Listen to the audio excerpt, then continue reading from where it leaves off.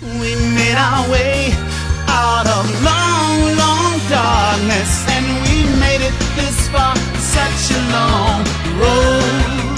So let's go, shining all the way.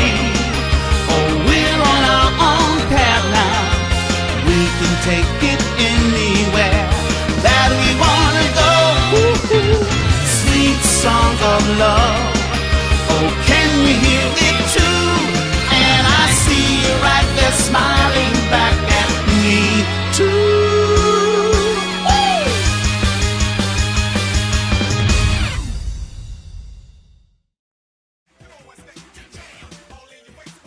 Everyone doing?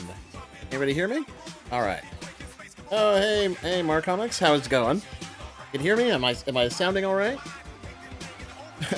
Well, welcome everybody to the stream. I am back, and I am back with photos, and we're going through the Vegas 2024 photos that we took when my friends and I, including Mark Comics in the chat there, all went to Vegas to go to EVO in 2024, which was an unforgettable and amazing trip.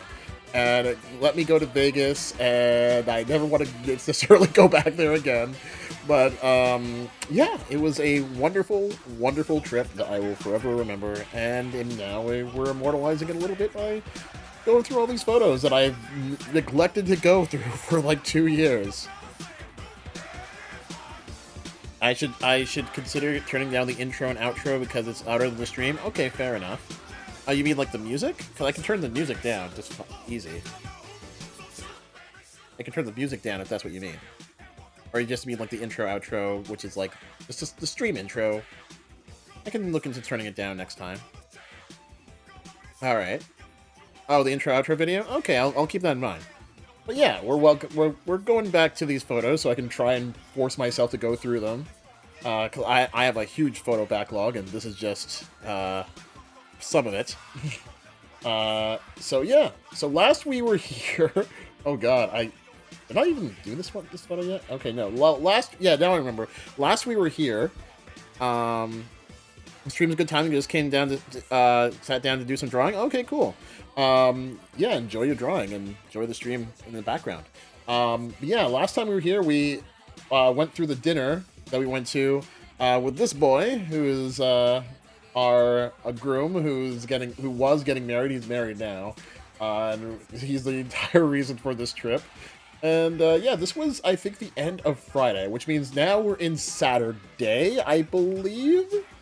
I think we're in Saturday now, and this is when Dragon Ball Sparking Zero was up, and he Alex, this dude here, was like, yeah, we're gonna all wake up early and go to see go to the booth that had Dragon Ball Sparking Zero and Tekken 8 to play, because Dragon Ball Sparking Zero wasn't out yet, and I think they had a new character coming out for Tekken or something, and because those lines are huge, he wanted to get up early so we can go and beat the line and get in. The line was still big, but it was still like way smaller. Getting up early and going to see it, so it was good. We played some Dragon Ball. I played my fair share of Dragon Ball fighting games. It was cool. It was nothing really like wow, but I was like, it's Dragon Ball. Eh. If you've played enough of these games, you know exactly what you're going in for. Also, anybody watching, if you find that my stream is being weird again, please let me know, because that's the only way I'm going to know.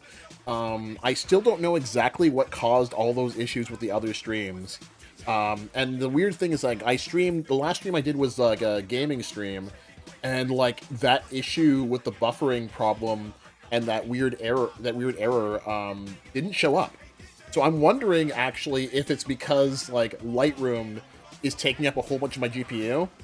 And I actually went into Lightroom settings and I turned down what it relies on for the GPU. So hopefully that'll fix things, but I honestly don't know. I'm suspecting, considering it didn't act up last time, and I was playing some decently, and I was playing like one game off my Switch and another game on PC, and it didn't act up. So I'm guessing it might be because Lightroom is super GPU intensive, or it was in the settings, and that might be the issue. But we'll see. All right, you kind of see how it could be possibly hyped for another DBZ Arena Fighter. I understand the hype behind it.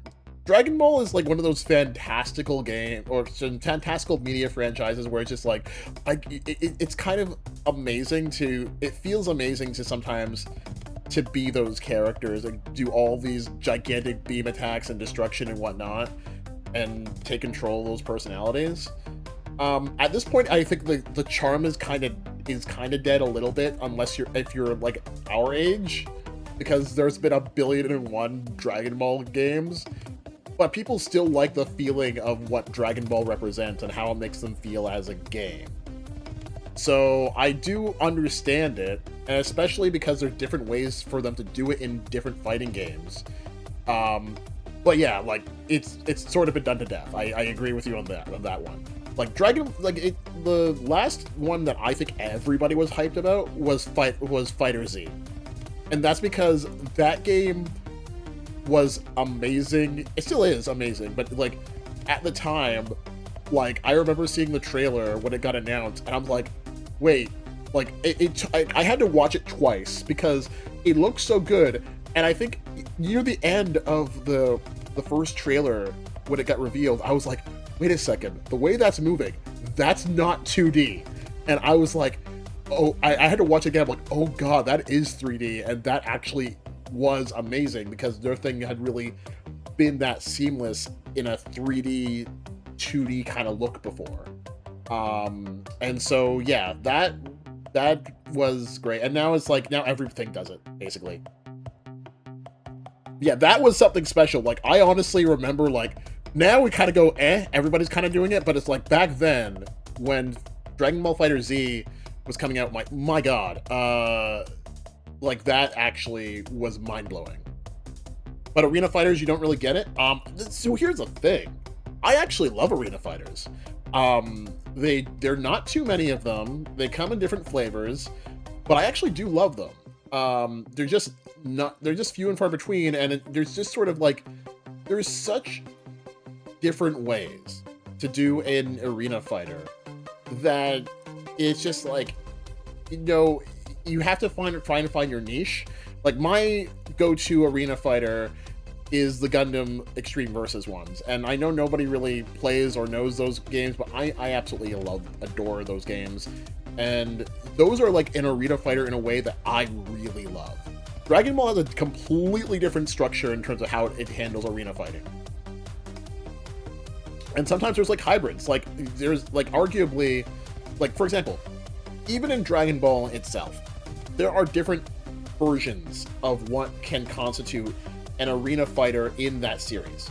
And like there is a, if we think about it, like there's the arena fighting of Dragon Ball Budokai, which peaked with Dragon Ball Budokai 3, and I honestly am not taking any flack for that, like accepting any flack for that game. That game is literally the best Dragon Ball fighting game in existence. I don't care what anybody says. That one is an arena fighter, but it also has more of a structure that's more similar to like Street Fighter, or Street Fighter with a mix of Tekken a little bit. And then you have the Dragon Ball Z Budokai games, which are a completely different flavor of arena fighter. And even I think it's a bit similar to how this game works for Sparking Zero. So yeah, no, the Dragon Ball ones actually can get really, really crazy and really, really different with the arena fighters, and that's why it has like one of the most diverse types of like arena fighting. And you can, depending on like which Dragon Ball game you're playing, like the arena fight is completely different. Like Dragon Ball Z Budokai does not have any sort of similarity in how it does arena fighting compared to Dragon Ball Z Budokai Tenkaichi. Those are two completely different arena fighters. And I don't understand why everybody loves Tenkaichi 3. I mean, I'm not saying it's a bad game, but like, I played Tenkaichi 3 on the Wii, and maybe it's just because it was the Wii version, but it was garbage. The Wii version of Tenkaichi 3 is garbage, and there's a bunch of game design reasons I can cite why. I rented that game. I owned Tenkaichi 2. I rented Tenkaichi 3. And man, that was a huge disappointment. Tenkaichi 2 all the way.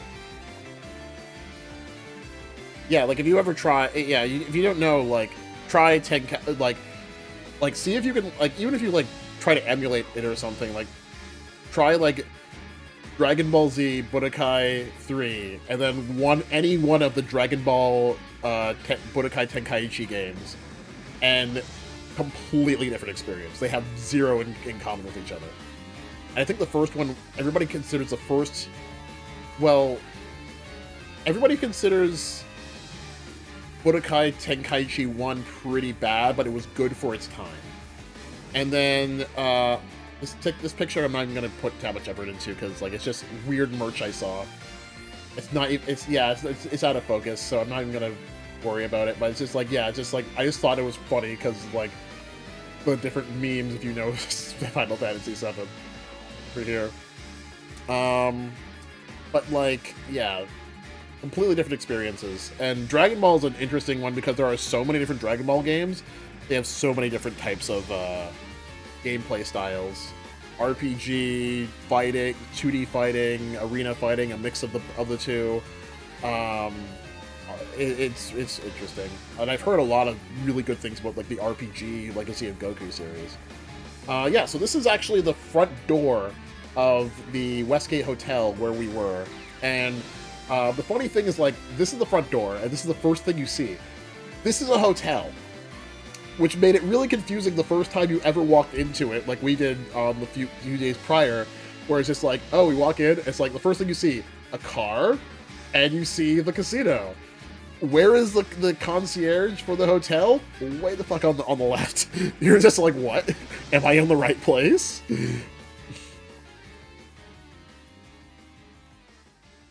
But that, yeah, which also speaks to what I was saying, I've been saying before, which is how much of everything in Vegas is built upon the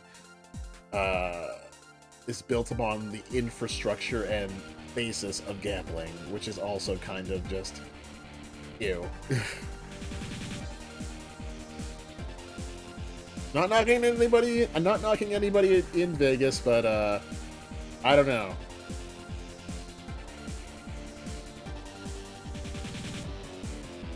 I don't know, man. I could never live down there.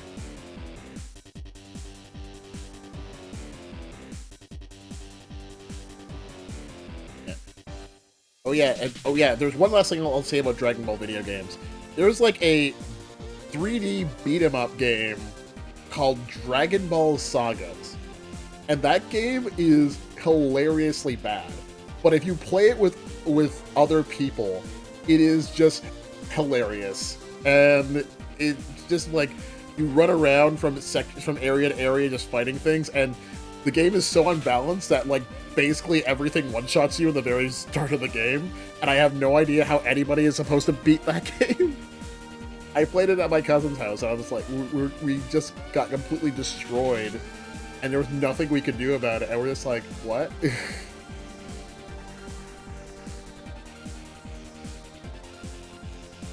I think I watched like a playthrough on YouTube, and it was just hilarious to just relive that memories of me and my cousin just completely getting destroyed in that game.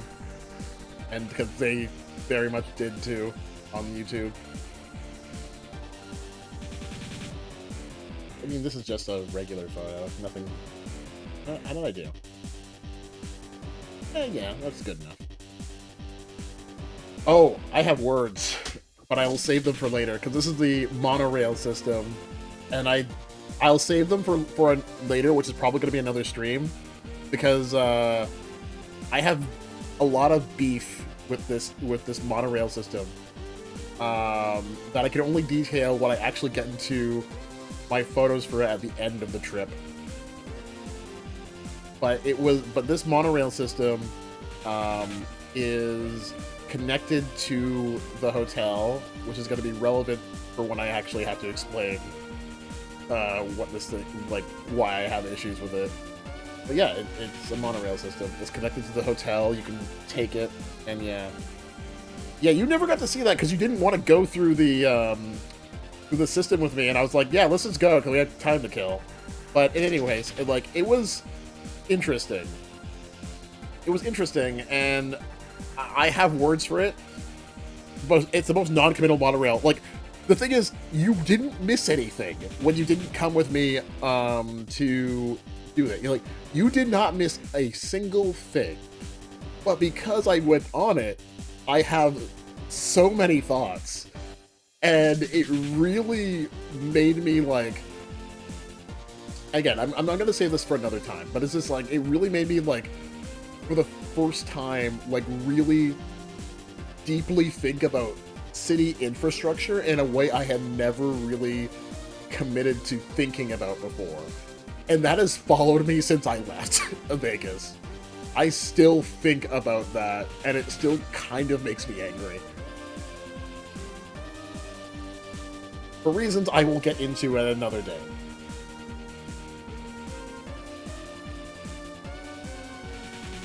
But yeah, this is, oh. What is going on here? Is this, like, messing on my lens? Weird. I hope that's not a regular thing.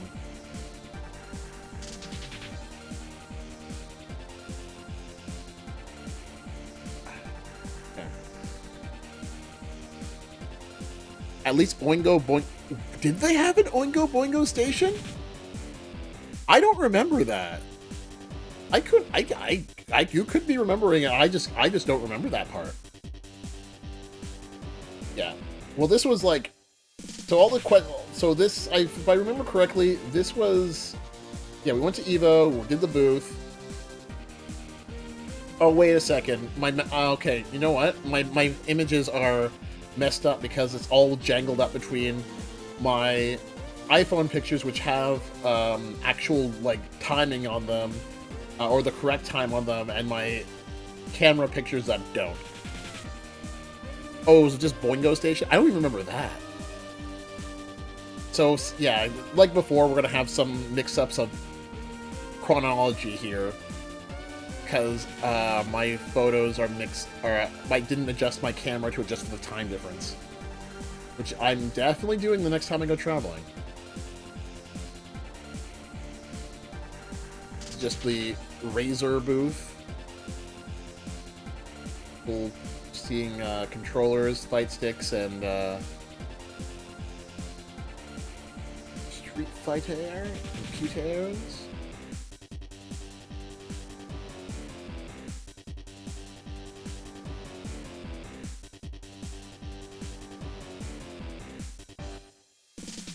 I will say, though, if there's one thing I've always kind of wanted to do, and I've done it a little bit, in various different capacities for other things, I want to make a marketing booth. I've done it for, like, student groups. I've done it for my Playing with Posters exhibit, and I've done that with, like, a few booths for, like, places I used to work at. But it's just like, mostly it's like just set dressing a table. But I want to actually be in charge of, like, designing these little booths, because these are, like, designing exhibits and sets, and I live for that stuff. I love set design. I really wish that when I worked at the museum that I got to do more things with exhibit design, because I only got to do a little bit, and I was just like, I want to do more of this, and then they kept saying no.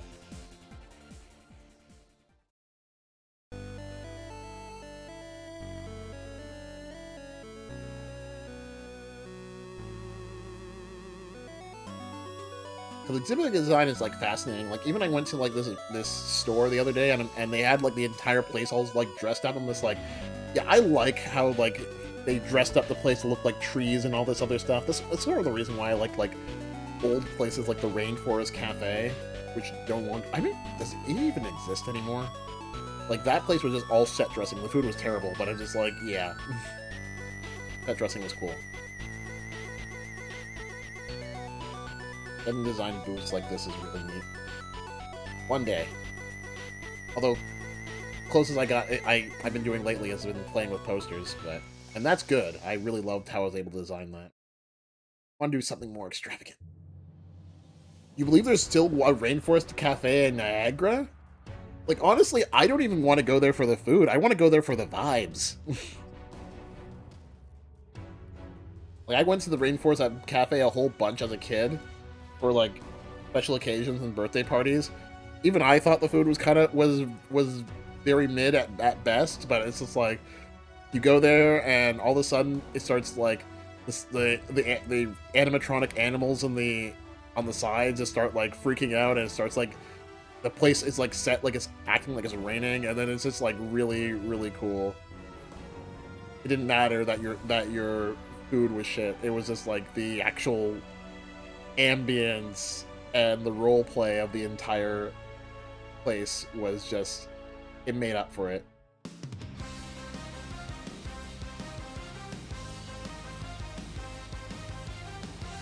Did I lopside that? Yeah, I did.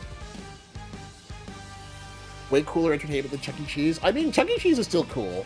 I still fuck with Chuck E. Cheese. Like, it's one of the things that really fascinates me, and this is also, like, comes into, like, the realm of, like, consumer electronics, like, even, like, stuff like this. It's like, there's two components to an experience when it comes to a lot of these things. It's just, like, one is the tech, which is what powers the entire thing, but when you look at the tech, it's ugly, it's just motherboard and whatever. And then there's just, like, the actual thing around the tech, which essentially is, in the minds of most people, the product. Like, if you ever take a controller apart, it looks like a bunch of gobbledygook motherboards and crap, and kind of indecipherable. You put, like, a faceplate on that with buttons and a joystick, and now you understand what it is. It's like a form of communication that also draws itself into art, design, and aesthetics to sort of make an interface with a device or an experience, and being able to dress it up so that people just don't even realize that, and then making it feel like it's transporting them to, like, another realm, whether it's, like, corny stuff like Chuck E. Cheese or the Rainforest Cafe. It's just so fascinating to me. And I really like sort of how you design space with that. And even when I've been given, like, booths for exhibits and shows, like, I always try to, like, I don't just put, like, a computer on the table and say go.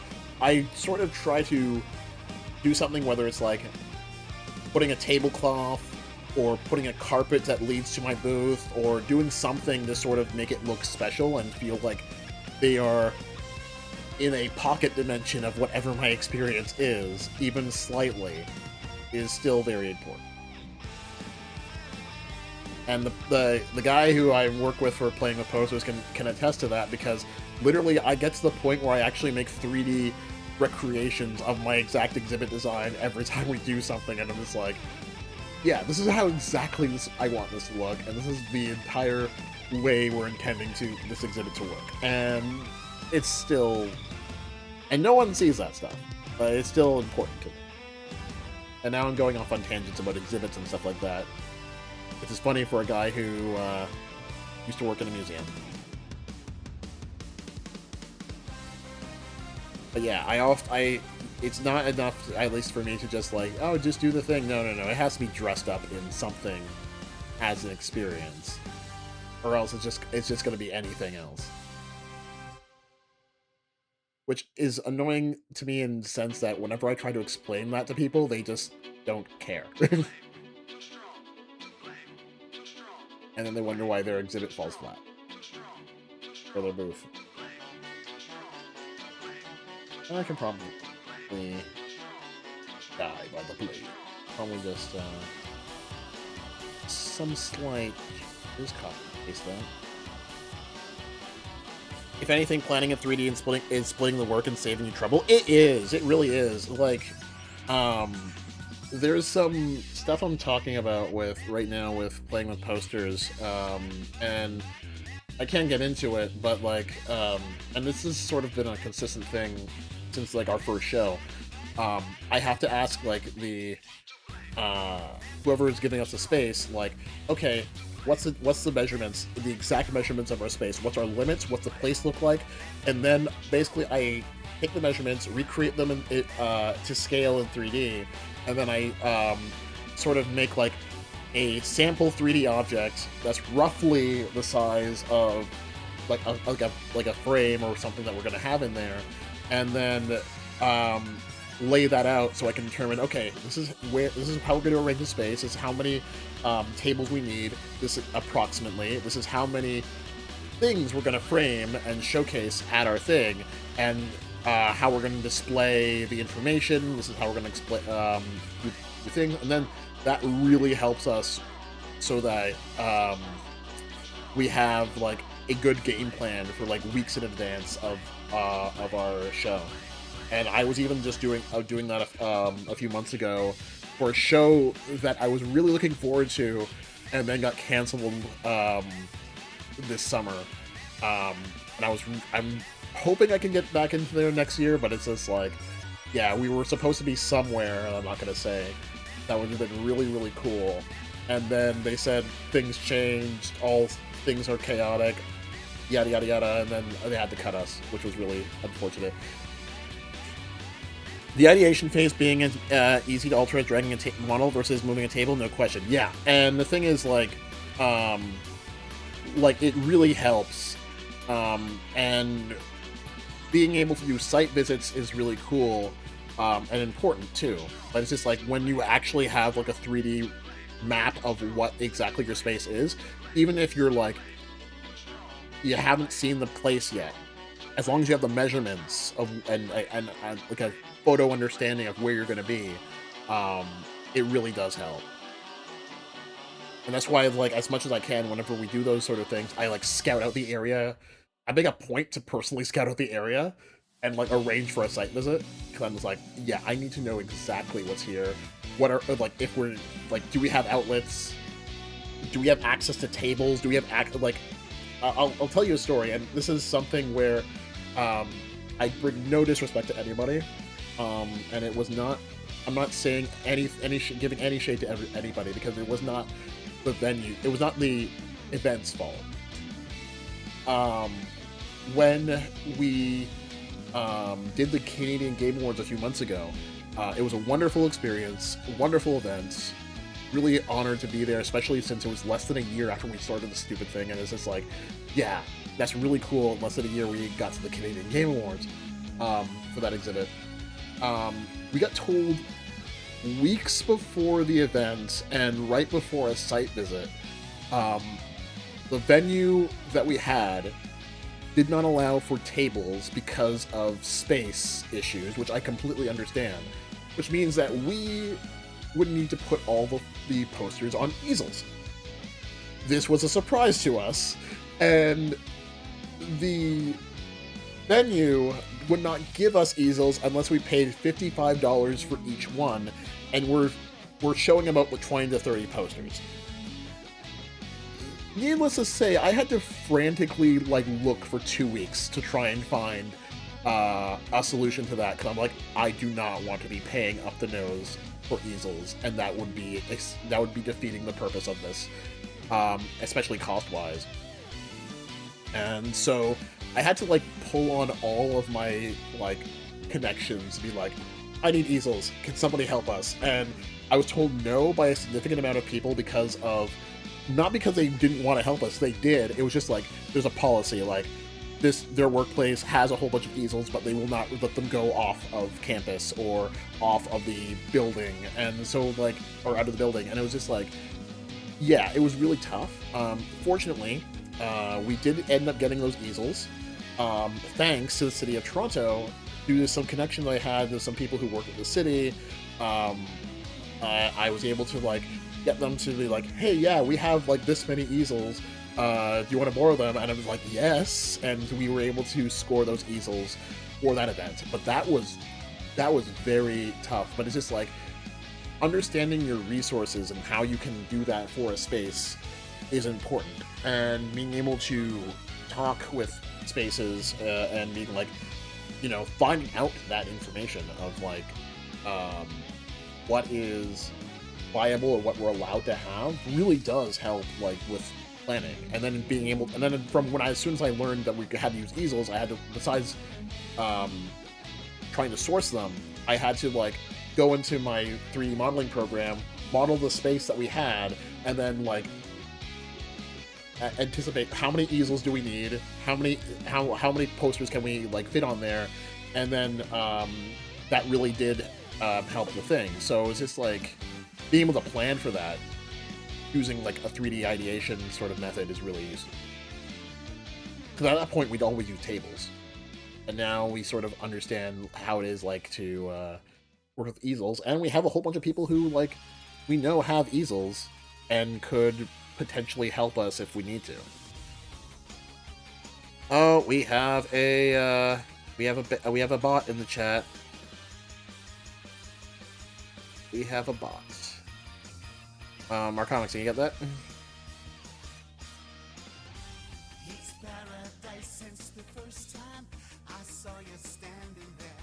Oh, thank you very much.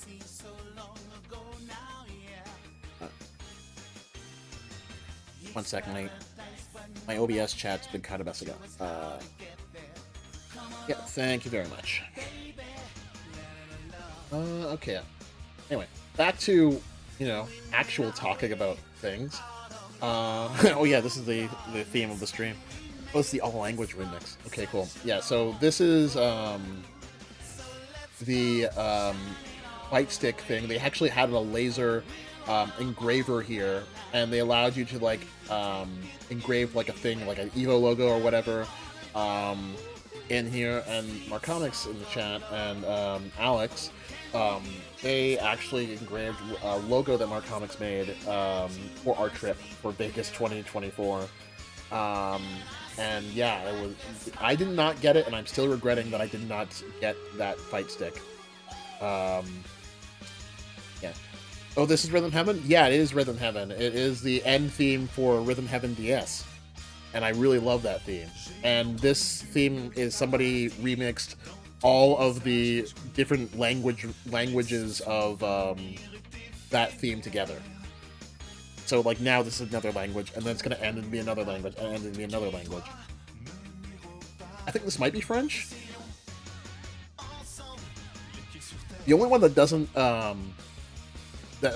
blend properly is the Japanese version of this song, because it's in a completely different key. And you'll probably hear that at the end of this theme. Yeah, this is a closer look at the laser engraving.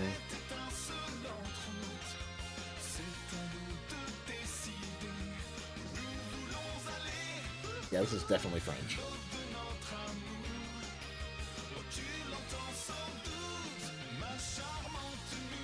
I do love this theme, which is why I end up making it like basically the intro and outro theme of this entire of all of my streams.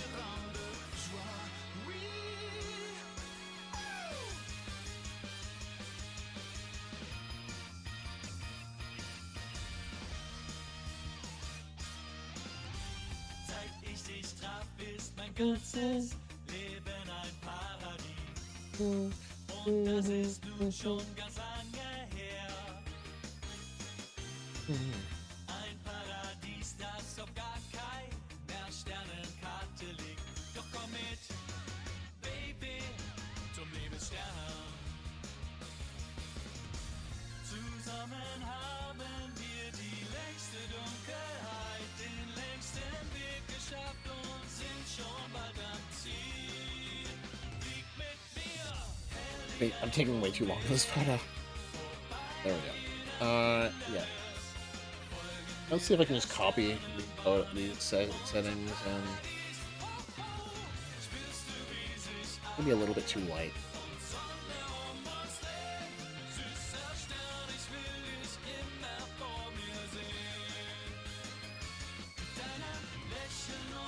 But I do find it interesting that they laser engrave these things. It's actually really interesting. Yep, and yep, there it is. So this is the Alex ended up getting a engraved fight stick, and yeah, with the Vegas logo.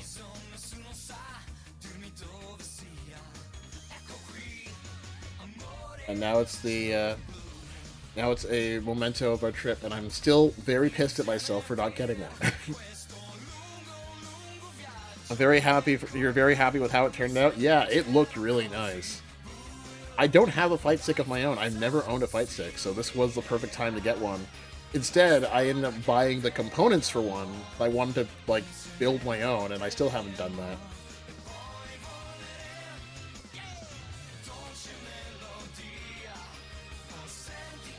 I still have like all the wires and the motherboard and all that other stuff and the buttons to make a fight stick if I really wanted to, and I still kind of do. But it's just one of those projects that's gone on the back burner.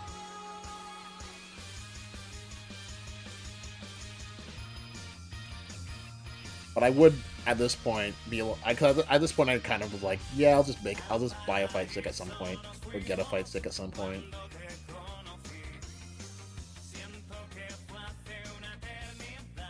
You had no idea how it would work at all? Yeah. It was good. It was cool. And we got to see the whole process, so it was really nice.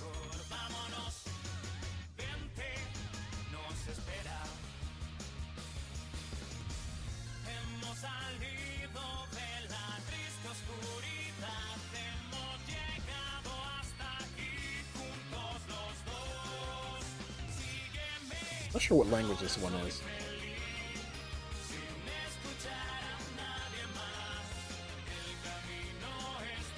Maybe Italian or something?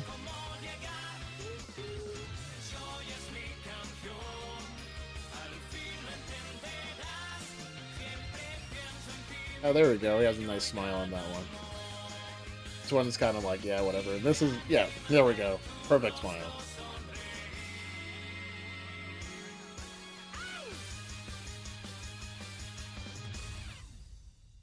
Yeah, now you'll hear this is the Japanese one coming.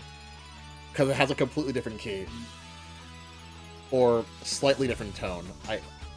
So it doesn't blend into all the other ones.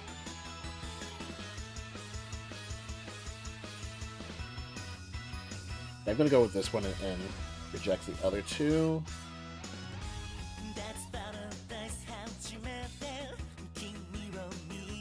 Yeah, this is the fighting. This the not the fighting. The punching. This is the North Star game again, which I showed it in the earlier stream. And just taking a picture because I was passing by it. If I auto this, will it do well? It's not bad. Oh, this is from my phone.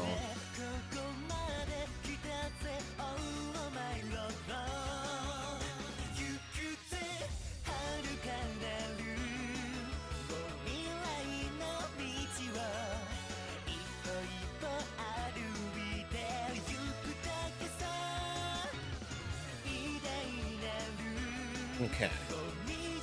I love this game. If I was able to like buy it, I absolutely would. I don't care what I need to do to store it. But I imagine this thing requires like constant maintenance because people are just punching the hell out of it.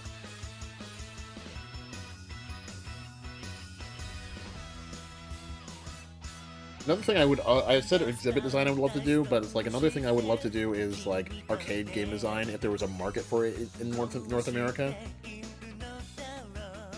Like designing a specific experience that's like, you know, can't necessarily be good for like everything like a controller, like a regular video game, but just like it's an experience in the moment, like in an arcade. I would love to do that. Oh yeah, this is like some weird E stuff, and I had been hearing a lot about like. Oh yeah, actually no, this is not the reason why I took this picture. It was because of this stuff. Oh, can I like? Let me see if I can. Yeah, here we go. Yeah, that's why I took this picture. Because I was just like, what? And then yeah. You know, just when you want your stick or your keyboard to look like just, you know, just a little degenerate. Yeah, that was the reason I took this picture. I remember. Only for the most hard. It's not just the most hardcore player. It's the only for the most hard of players.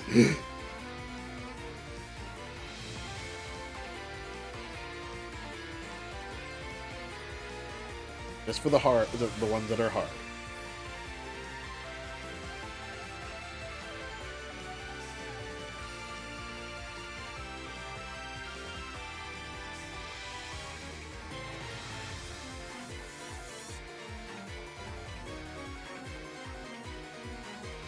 I kind of want to make sure that that part is really well seen, so I hope I don't need to, like, give it some custom treatment, but it looks like I'm probably gonna have to.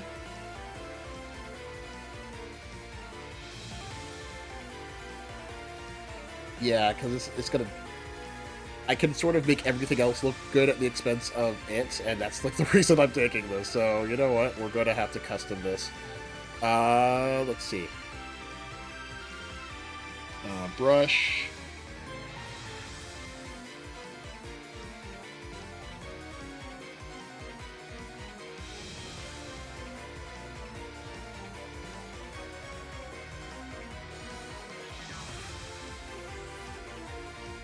Actually, wait.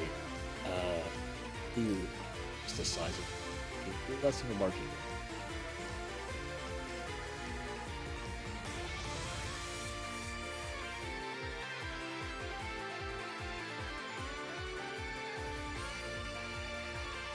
All right.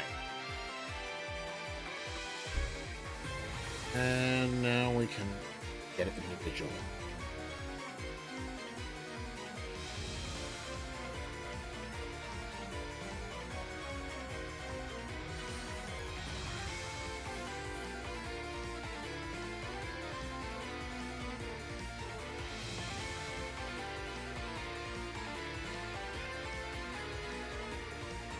I'm also not sure if I've ever mentioned this, and I'm pretty sure I have on stream before, but there was a student that walked into my class when I used to work at the Royal Ontario Museum and teach kids, and he walked into my class with a hentai shirt.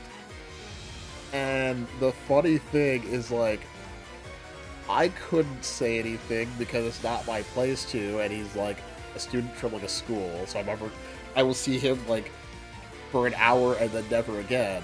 But also, it was just, like, I had a little bit of respect for him, because I was just like, this is kind of messed up, but also, you're wearing a hentai shirt, and none of your teachers realize this. They just think it's, like, wacky, like, cartoon nonsense. They're not taking a look, and you know exactly what you're doing. I'm just kind of like, you know what? This is weird, but I gotta respect the fit. Like, that kid just literally walked into the class knowing exactly what he was wearing. And it was shocking to me. But it was just like, wow, you know what you're doing, and wow. Man, you don't know how anyone couldn't tell us. Like, look, understand, like, teachers are the teachers were of the older generation, and that generation thinks that, you know, every like Pokemon's a Pikachu. I can understand how they wouldn't be able to tell, but at the same time, I doubt they were, like, looking that closely. It would just look like, oh, it's like one of those fangled cartoons kids are into these days. For us, we'd understand it, but, like, for them, that's not their stuff. That's not their gem. But it was just hilarious to me to do that class. And I was, like, constantly trying not to stare at him so that I knew that he couldn't tell that I sort of knew exactly what he was doing. But I had a good laugh. I had a good laugh that day. Like, I was just, like, kind of just like, wow. Now, these students, these teachers would not have been familiar enough with that stuff to really understand that this is what they were looking at. So I understand that, and I'm not going to say that, you know, or stupid or anything. But yeah, it was quite an experience. And the magic of photo editing makes it so that this is much clearer now.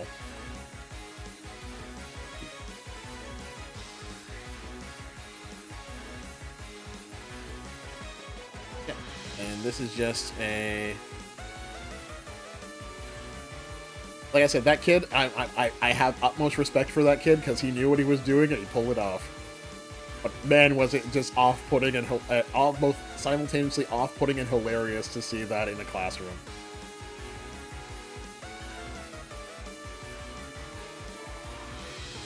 It's still one of my favorite memories from when I used to work at the museum.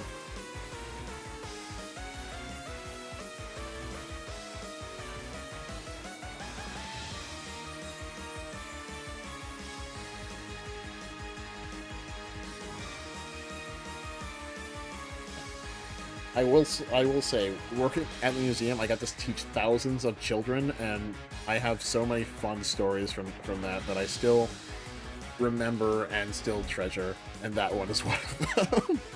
Although I have better stories that are not so, like, potentially not safe for work. Although there is one that was weirdly not safe for work that, like, it was when, like, I caught kids when I went to a school and I taught at a library, and I caught them while, instead of working on their projects, downloading Doki Doki Literature Club, and they all laughed and got into, like, extremely excited because I knew what that was. And that was a weird thing. And then the students would, because, I don't know, they wanted to rebel or whatever, or they wanted to be, like, cool in the eyes of their peers or whatever, like, they all played it. And I'm thinking potentially because they liked me and I knew what it was. So I guess because I didn't mean to do it, but I was like, when I caught them downloading it, it's just like I was helping this one girl with her project, and all of a sudden the thing popped up saying completed installation. I was like, why are you downloading Doki Doki Literature Club? And they're like, you know what it is? I'm like, yes. And they're like, oh, and they all got excited. I'm like, oh no, what have I done? And then a bunch of them played it out, like, weeks later. And then they would ask me questions about it, and I didn't really want to answer. But the weird thing is that at the end of this school year, when they all gave me, like, a bunch of thank you cards, and then a bunch of them, like, drew Doki Doki Literature Club characters on it, which was, in context, it's kind of sus. I'm sorry, out of context is kind of sus. In context, it's just hilarious. It's like I became instantly more relatable because I knew something from the world. Yeah, like, and the thing is, like, I've taught people, like, especially when you're dealing with children, like, that is something you kind of have to do. Like, you have to instead of, like, you come out as an adult in their space, and you are instantly this authority figure that they kind of just want to, you know, not be chummy with because, of course, you're not even in their age range, which is fine. But it's so much easier to control the class and also just, like, enjoy what you're doing when they can relate to something. Like, and that's why I say, like, when you talk to kids, like, I advise everybody to just sort of understand what kids are into these days, even if you don't like it. Like, even if it's, like, something stupid like the Skibbity Riz of Skibbity Toilet or something like that. Like, it's understanding this something from their world is so groundbreaking, and connecting with kids is actually just kind of insane. And it allows you to, especially if you're doing teaching, like, it really helps with helping them just follow along, understand, be engaged, listen to you. And I know what kids are into these days, typically, not always, but it's just like I get to relate with them on that, and, like, they become so much easier to work with. Like, there was another class I was teaching, and at another school, and a lot of them were into like Pokemon and Beyblades, and I know all about Pokemon and Beyblades. I used to be huge into Beyblades when I was a kid, and so like I would talk to them about it during class as I was helping them and teaching them. And then the cool part was like, at one point I was just like, you want to see the Beyblades that were there when I was a kid? And they got like super excited about that. And then one day I like brought a whole bunch of my old Beyblades, and like the new Beyblades look nothing like the old Beyblades, so they were all fascinated with it. Like, it's moments like that I really love, especially when dealing with anybody, but that I do in teaching work, but kids especially. Yeah, you try to keep a basic understanding too, but not being on TikTok or Roblox, it does make for big gaps. Oh yeah, like I'm not a TikTok person as well, and I'm not a Roblox person, but because a bunch of the kids that I taught were into Roblox, I actually tried Roblox a little bit for the first time around when I used to teach kids. I didn't get it, but I was able to understand it, and also it was because of my students, when I used to teach kids, that I played Fortnite for the first time. Because a lot of them kept talking about Fortnite, and I had no clue what Fortnite was. I felt like I was losing touch with what kids were into. So I tried Fortnite for the first time, and my first time playing Fortnite was kind of hilarious. Oh, this is the Marvel's Capcom 3 cabinet. Because I tried it on Switch, because around the time Fortnite also came out on Switch. And I had not really heard of Fortnite before. I only heard of it through these kids. And so, I tried Fortnite, got into the battle bus, got down into, like, this weird, wide open area. I had never played Fortnite before, and the game did not explain itself, so I had no clue what even is, or anything. And I dropped down into this wide open plain, saw somebody from a distance, they started shooting me, I died, and I was just kind of literally waiting there for about 2 whole minutes, wondering, okay, when's my respawn? And I didn't understand that Fortnite has no respawn. It's, you get 1 life and you're done, and then you have to go to the next game, and I didn't understand that. So I was waiting for my respawn like Halo or something, and it just was like, oh. And then I tried it, and I was like, playing it for like a good hour and losing constantly and getting shot from like a million miles away, and I was just like, I'm not sure I understand. I think that was the first time I ever told myself, I think I'm getting old, because I don't get this. Yeah, and so and the only thing I did kind of get was that they had a 100 versus 100 game where I didn't still understand it, but at least I respawned in that one. And there's like everybody. I can't remember if we did respawn in that one, but I did remember that it gave you a little bit of a chance, because I found in regular Fortnite games, like you are kind of on your own, and anything could happen at any time. Or the 100 versus 100, at the very least, everybody on the 100 team, on like your 100 of the team, starts on the same side, which means you're not going to fight anybody until you get close to the center. And so you don't die immediately. And that was like the only mode for the longest time that I actually liked in Fortnite. And I think this was like before they started doing all the crossover stuff. The only time I played Fortnite after that was like one of my cousins showed up at one point, and I had with their family, and my little cousin, I had to like babysit them for a little bit, and I tried playing a bit of Fortnite on Switch with them, and she was really good at it. And I died immediately all the time. And I was like, that was like, yeah, I'm out of practice. Like, I'm getting old. I don't understand what these kids are into these days. That was when I resigned myself to that. But the funny thing is, like, ever since I met my girlfriend, she got me into Fortnite. And now I'm actually like decently good at it. And I did not even have any interest in Fortnite before that, and now I do. And it's just like, yeah. So it's just like, yeah, understanding what kids are into is important, especially when you're doing teaching. these days it seems like a big secret to Roblox everlasting appeal that this is where kids can play free rip-off versions of things they've seen streamers play. Yeah, I think that's true, and I think that's actually really interesting. We can there is the whole is Roblox child labor thing that's been going around, but I do think that that's true. Like even today, I was out and I saw this kid sitting down as I passed by, and I guess it was his parents nearby or something. I didn't really pay attention, but like the kid was sitting down on a small little iPad. I looked down, he was playing Roblox. I was like, yeah, okay, kids are really into this. Anyway, yeah, this is the Daija arcade stick. They had it. Marvel's Capcom 3 was not made for arcades at all, so it was really amusing to see this actually on an arcade machine.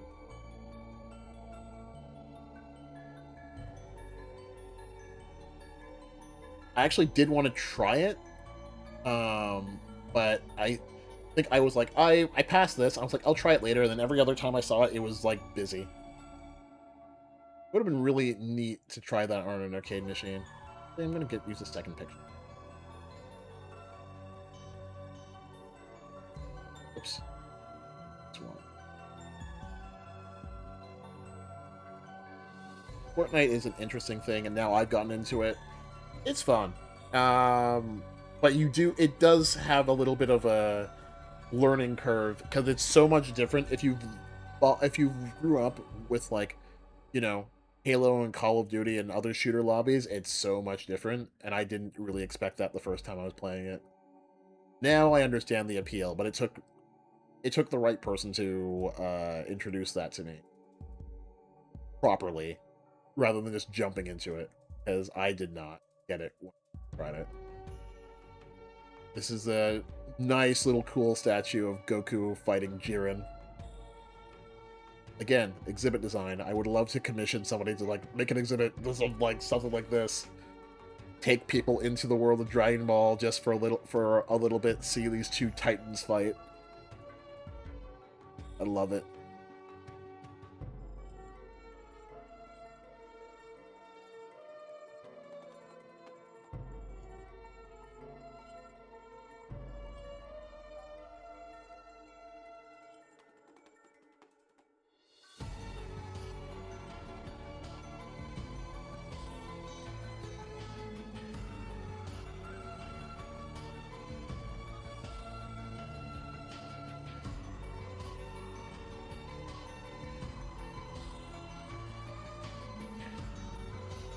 I think it's contrasting is a bit too.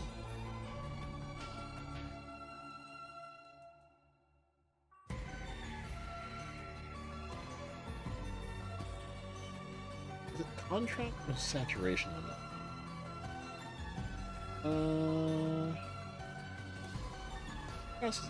Yeah, contrast a little down. I do like how it kind of makes his hair look shiny.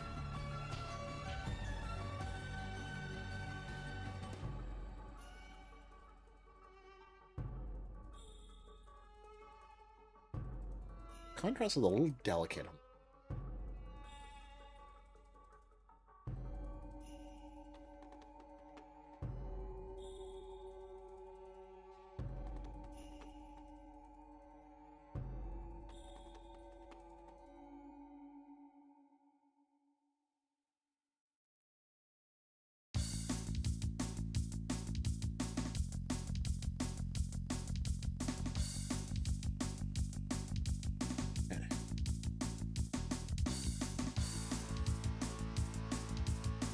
I do love how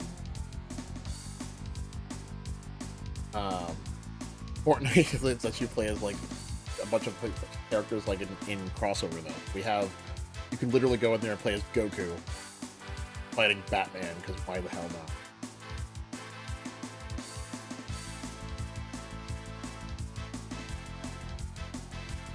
Yeah, this is the booth of Sparking Zero.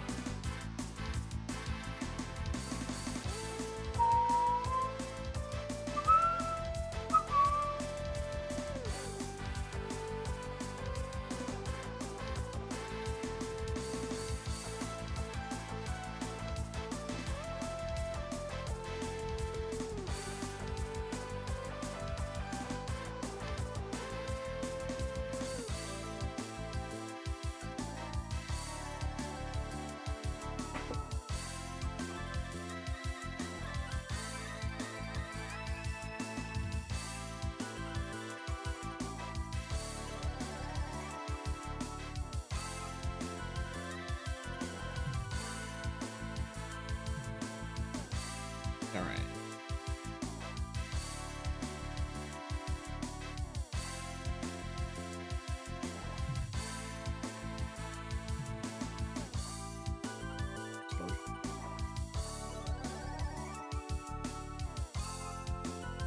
Reading.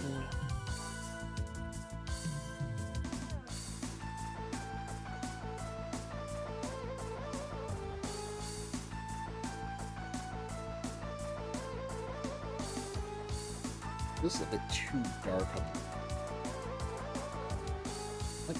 I like easily fix that.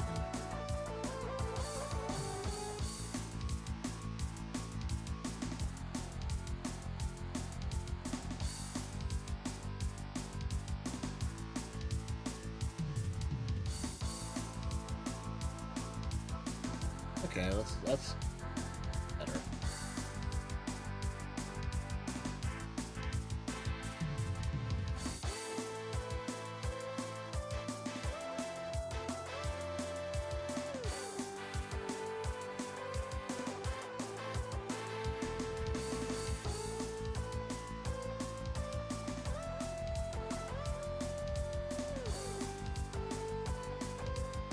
Dragon Ball booth was really cool.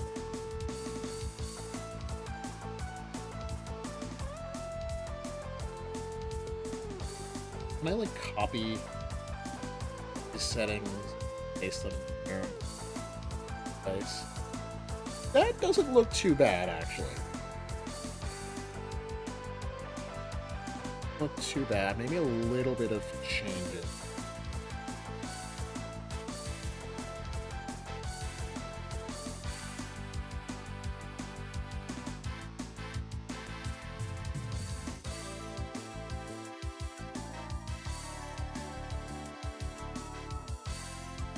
Fantasy of these exhibits is always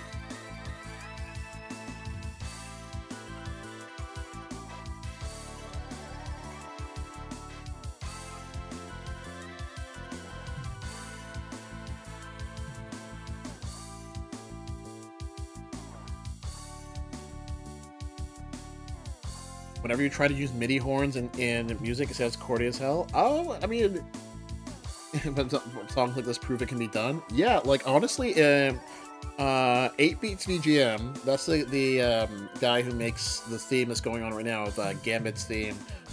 He does a whole lot of sort of classic 8-bit, 16-bit, whatever remixes of like old retro themes, and they're amazing. And the nice thing is like he takes a lot of them and he extends them into like his own version. And makes them like he just took like remade Gambit's theme and then added like a bunch of different of his own sections, and they're really good. And I love his music, or his or her music. I don't know who it is, but I will say like definitely go check it if that's your jam. Like go check out their stuff. Like they're great. I love their extended and Marvel vs. Capcom themes, character themes.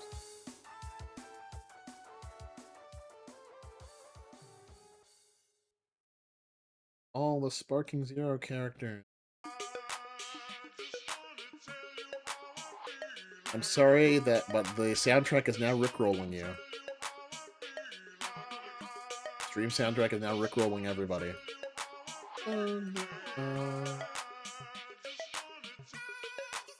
What, chat? I just want to tell you how I'm feeling, chat. Don't worry. I just want to tell you how I'm feeling.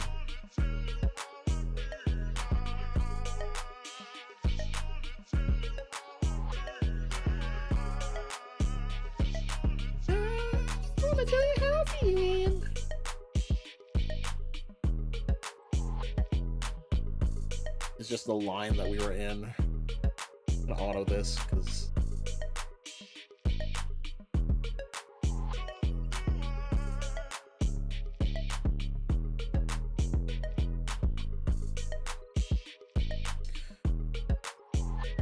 whenever I post this, I'm gonna have to like rearrange like a bunch of them.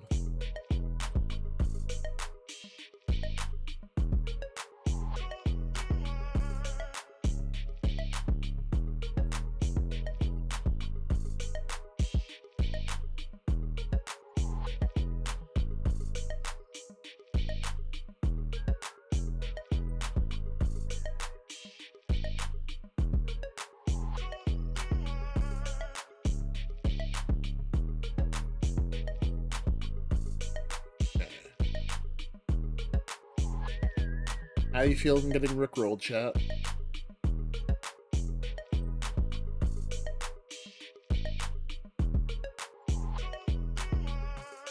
Tekken 8. I did end up trying the booth for Tekken 8, but I was not as enthused, admittedly. I just never got into Tekken as much. Still a good game, but Tekken, something about it. I would love for somebody to introduce me to Tekken and me actually liking it. Like, I really would. Until then, I prefer Dead or Alive.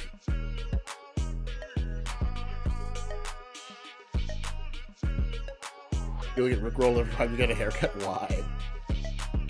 Does the barber tell you how he's feeling? Does the barber want to tell you how he's feeling constantly?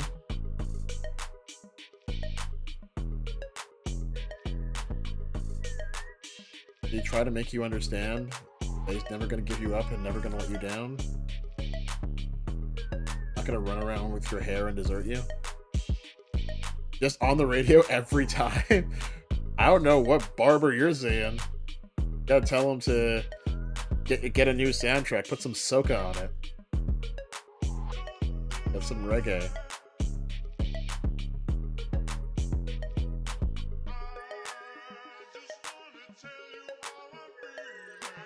I do love how, like, Tekken has gotten to the point where you just dress up your character in basically anything and then make them look stupid. I find that hilarious. And that's a bee, but it's actually the bear. Or it's the panda.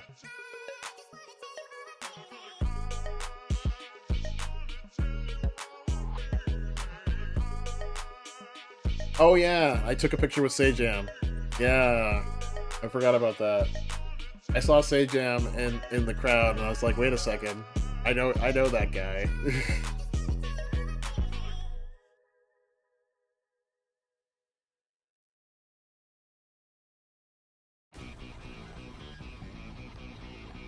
I don't like auto.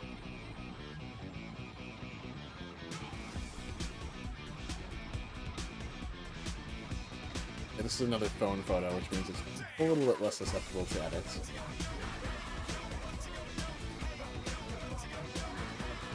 The funny thing is that there was a bunch of things on around the EVO floor. It was like, have you seen this man? And it was Sajam. So as soon as I saw them, I'm like, I had to take a picture with him.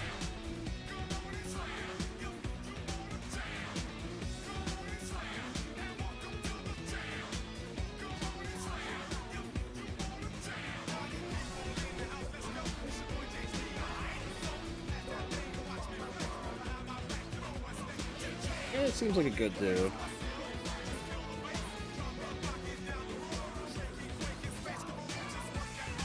So funny enough, like, I saw a few interesting fighting game people at EVO, and I was specifically looking for like Maximilian, and he was there, and I wanted to take a photo with him. I could not find him on the show floor. I only saw him when they were doing the, was it like the Marvel or something, like, commentary? I saw them on stage, but I didn't get to, like, run into them. Him or the dudes. I would have loved to take a picture with, like, you know, Kenny or Simmons or whatever, or Steve. Yeah, I ran into, like, absolutely none of those guys. I did run into another, like, fighting game person, which you'll probably see later. Which was exciting.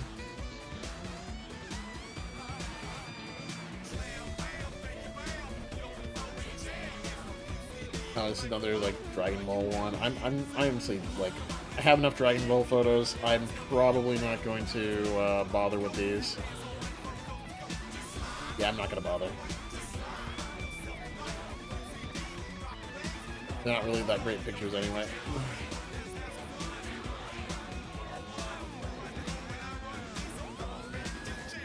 Yeah.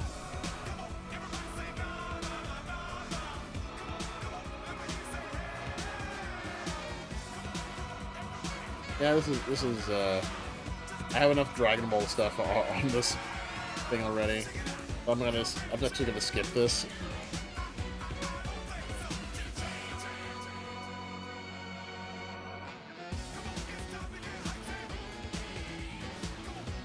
This one can't. So I'm gonna keep that one and then skip the rest.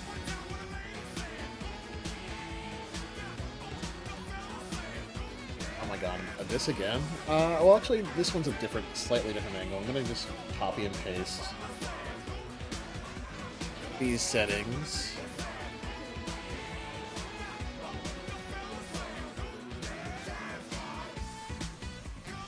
I take so many photos, my god.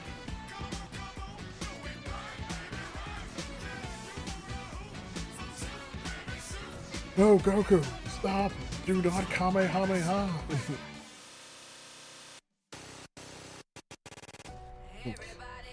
Yeah, there was a shoe on the fight stick for whatever reason. And the EVO moment 37. Which also kind of confuses me because the EVO moment 37, what happened to the other 36?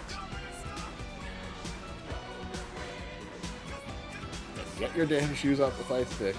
That's how it was in the little display case there.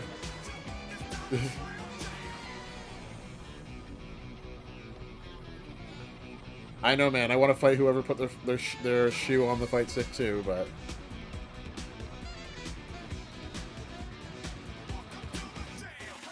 and one day I'll get a fight stick.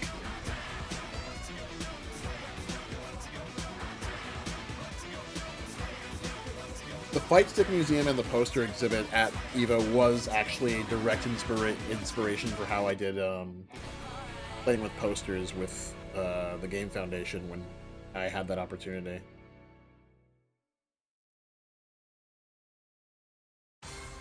Cool board. It looks like it's ripped off the cab. Yeah, it does look like it's ripped off a cabinet somewhere.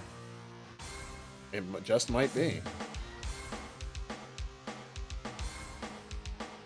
Oh, yeah, you were talking about earlier about like MIDI stuff, and I was talking about like 8-bit VGM. Like this is another 8-bit VGM theme, by the way. Same guy, and I love this because he just has like an entire gigantic extension of Captain America's theme from the old Marvel games.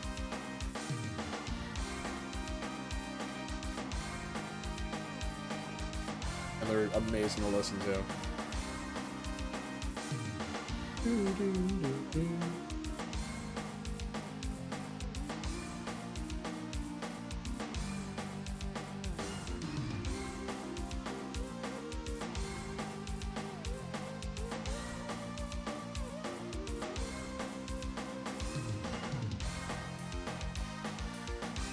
Yeah, and this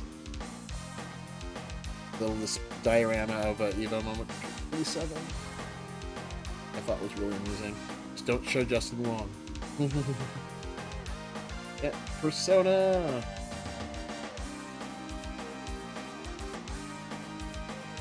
There's Chie and Yukiko, I believe?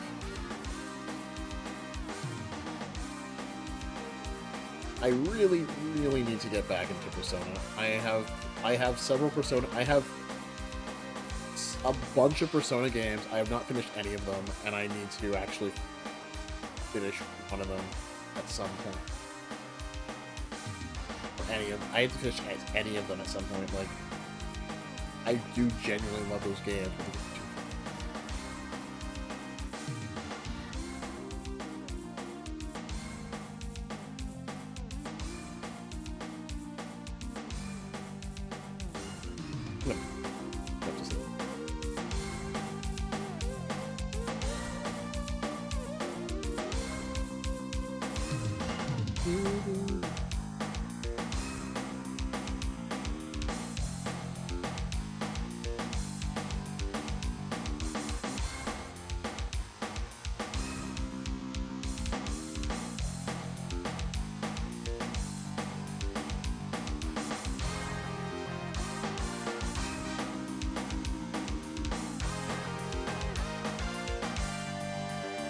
There wasn't a lot of cosplay at EVO, but it was always good to see.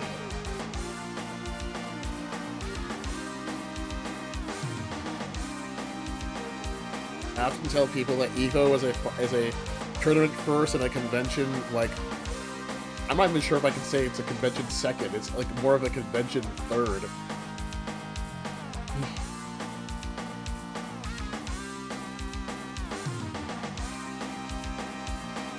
Oh, I just realized. Oh, her fan says Las Vegas. I didn't realize that. I just thought it was just fan because Yukiko. What are the things you see when you finally go through your photos? Wait, was that even obvious in the raw photo? Kind of, but it was just dark.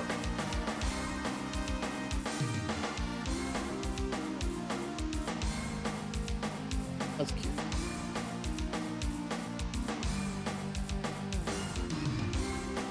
Yeah, the first one is definitely good. Okay, this is the other character from Persona who was exclusive to the Persona 4, and she's exclusive to the PS4 game. No, the PSP game? The PS Vita version of it? Right? Like, she was essentially like an expansion character, not in the original game, correct? I don't know her name. Is that Kiri from the Final Fantasy VII remake? Maybe? I thought it was the character that they added in Persona 4 in, like, the PS Vita version. I didn't play the Vita version, I played the original PS2 version, so I have no clue about the character, but I remember seeing her? I don't know. Look up Kairi and look up both. They added, yeah, was it Golden? I just know, like, when they released Persona 4 on PS Vita, I think, they added an extra character, and I think it's whoever this person is dressing up as. I could be wrong. Don't quote me. I do remember thinking that's who this character was when I shot this photo. It could be your Kairi from Final Fantasy VII.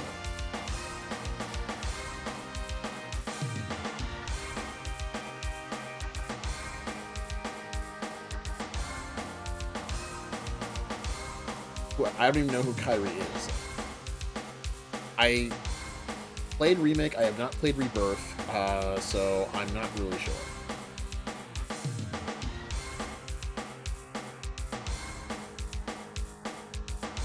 How many game characters? I'm gonna go with the first one.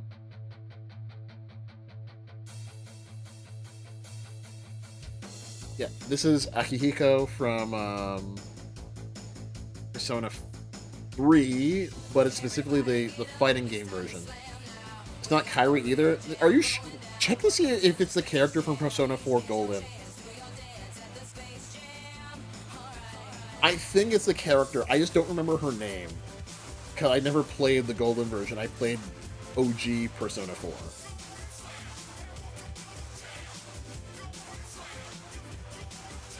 And I think she was in the fighting game, too.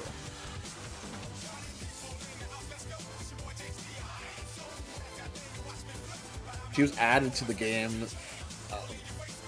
Golden did get another... I'm not sure if they got another party member. They got another social link, though.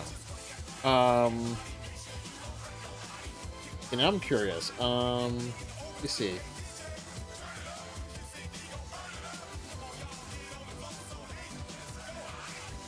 Persona 4 Golden new character.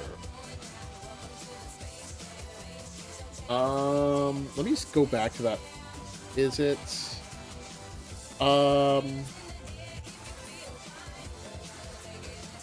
Yeah, so I was right. It is that character. It says her name is Marie. Yeah, so I was right. It is that character from Persona 4 Golden. I'm not sure if it was a playable character or something like that, but I just know it. I just, like many cosplays these days, I know them just through osmosis, through recognizing the design from something. I know nothing about this character other than that she was in the PS Vita version. for whatever reason. Oh, she's just a social link? Oh, okay. Yeah, this is Akihiko from the fighting game version of, from Ultimax. The way this photo's looking, I might have to, like, custom de-red his face.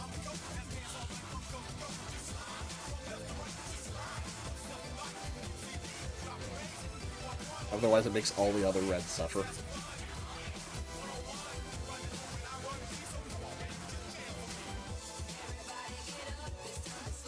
Actually I might not need to. Let me see if I can, like, get the temperature to, like, fade a little bit.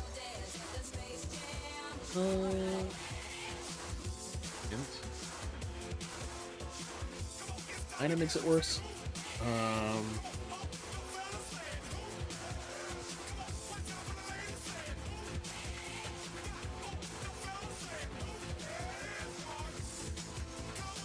He's not too red-faced, so I'm not gonna worry about it.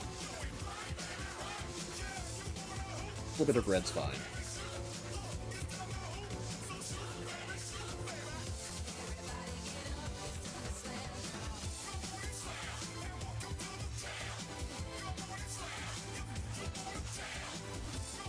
A little bit of, I'm gonna add a little bit of dark drama to this, actually. Add to the intensity of that pose.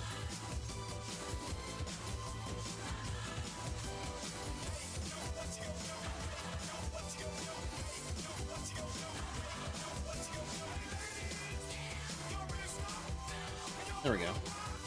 That's not bad. It's way better than it started. Actually see him move. Right.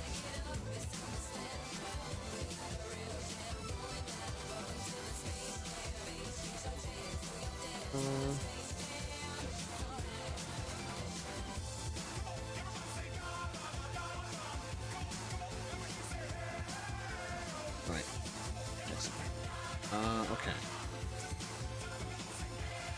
Persona fighting games were actually pretty fun, but I never could really get into them on account of just never actually completing the story, so I didn't actually have much of a connection to those characters as much as I wanted to. Speaking of Final Fantasy VII, I've been playing Rebirth, and man, the PC port sucks? Really? That's concerning, because I don't have a PS5, and that was the way I was planning to play Rebirth whenever I got it. I hope I'm able to play it decently.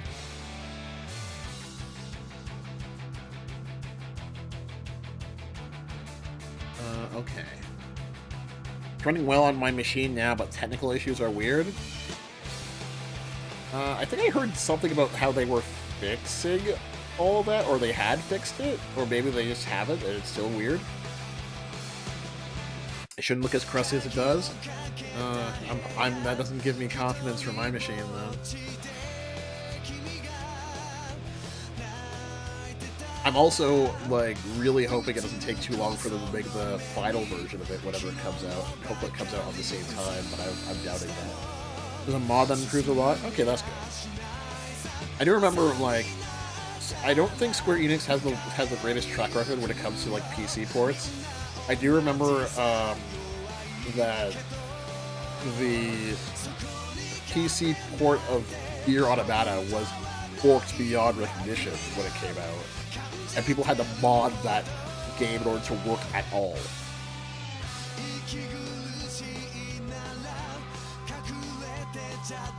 That's not a machine thing, the game just looks that way? No. I hope it's not too bad whenever I get around to playing it on PC, because,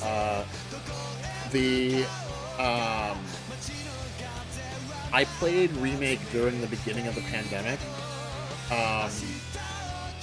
That still stands the test of time as the prettiest game I've ever played. And it feels criminal that that game looks as good as it does.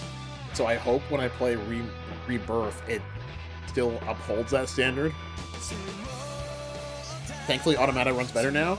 I have Automata on PC. I tried to play it.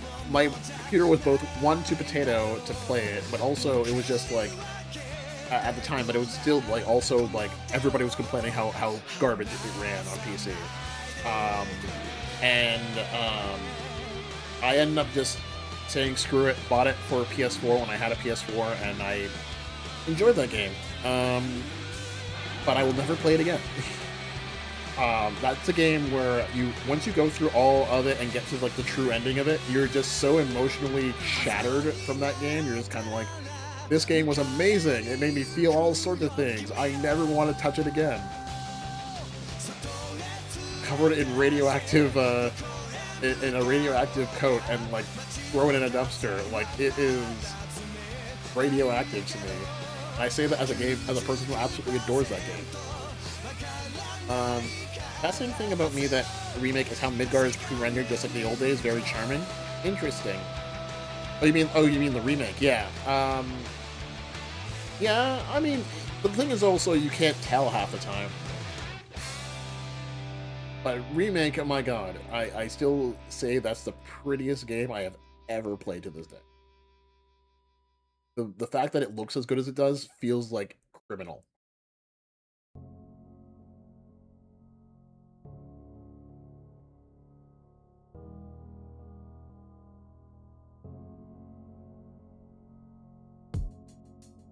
Oh yeah. That's true. That's true. Even back then, I noticed that. But it's just like it looked still so good. It looked so amazingly good. Even if parts of it looked like were pre-rendered and you can kind of tell, like it looks so good it doesn't even matter.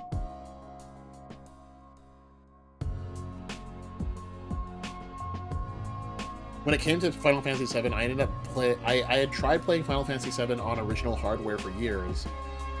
Many years after Final Fantasy VII actually came out. That game is really hard to play and really grindy, and I could not deal with that.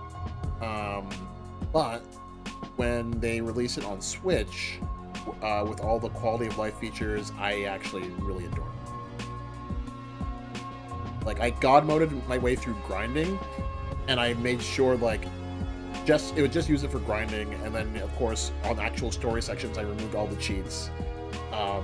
And then you're also able to fast forward through a lot of things when you're doing like leveling and grinding. So like, yeah, I did love it when I was able to do that. And then I played that during the pandemic, and then soon after I bought on PS4 the remake, and I adored it, and it gave me a really good appreciation that I was able to play the original version and then the other thing, so I could see the differences. And especially when it tries to fool you into thinking, yeah, we're making a remake, and the game is kind of like, if you play the original, you realize all the subtle hints are like, nah, you're not remaking this game, you're doing something completely different.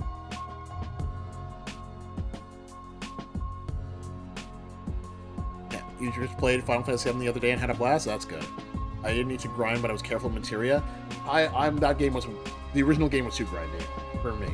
I did need to, for the grinding sections, just go through God mode and speed mode and just go through the whole thing, just for grinding purposes, because I'm just like, yeah, I actually want to play this game honestly, but I don't have hours and hours and hours to grind for a few levels.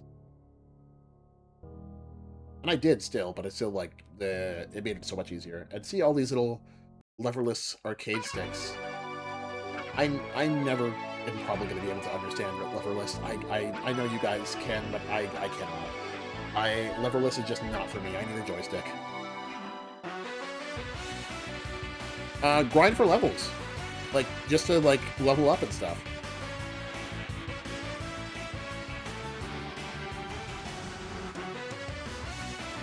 There comes, like, points, especially during the end game, where you do need to grind for levels and stuff, and I'm just like, I cannot. I don't have the time or the interest.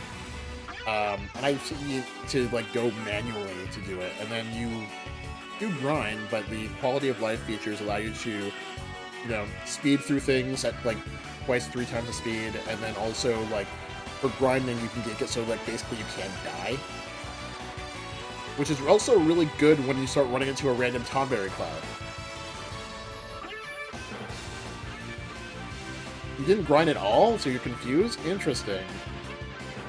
I find the late game, you kind of have to grind.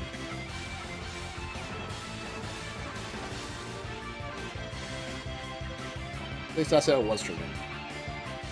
But it was still great.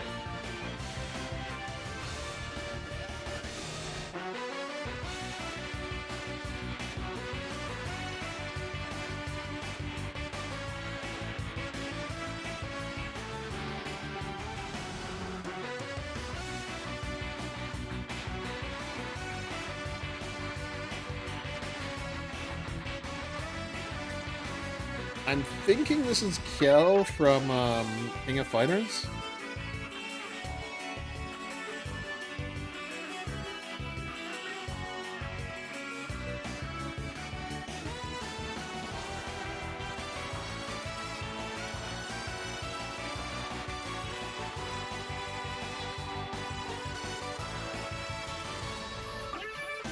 Actually, maybe there were some things you missed, like all the underwater mini dungeon and the Yuffie side quest.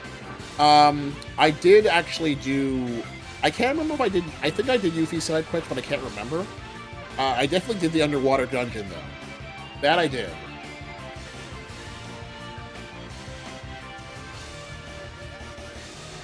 And I did make sure to get Yuffie and Vincent.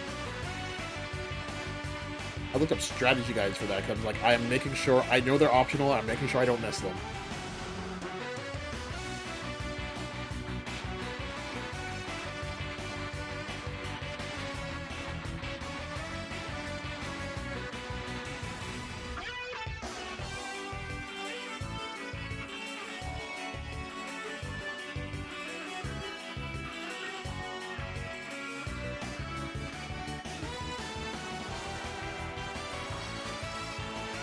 You never saw any Vincent side quests? I wonder if there was some.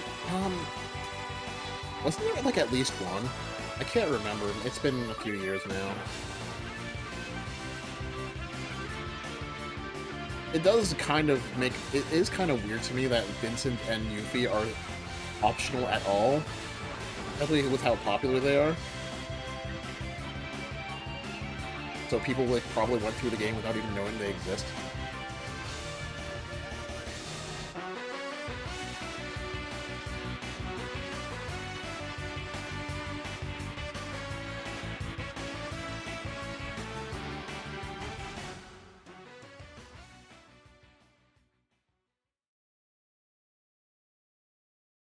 You read that they were basically on the edge of the cutting room floor? Which is funny to me, because, like, now both of those characters officially actually have spin-offs for them. There's Dirge of Cerberus for Vincent, which is a continuation of after, is it after Advent Children or before Advent Children?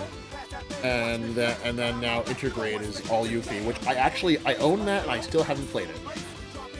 Mostly because I bought it years ago when it was on sale, and at the time I knew for a fact my computer was too potato for it, and I did not want to get a PS5 for it. So now my computer actually can run it, and I just haven't had the time.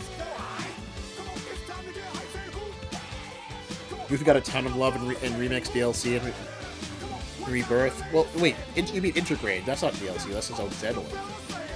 But yeah, I do want to play Intergrade. I really do, and I really want to. It's just a matter of, like most things, time. And RPGs take up so much time, which is why I own a bunch of RPGs and I've never finished half of them. Nice Chun-Li.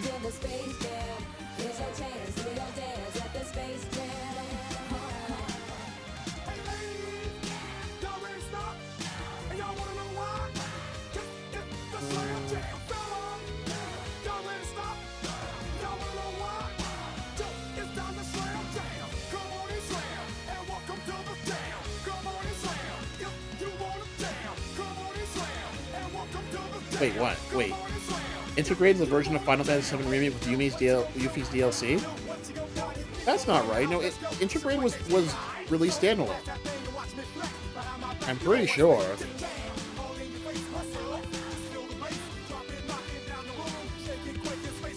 Unless I'm incorrect, and I could be very incorrect. I'm gonna look that up quick.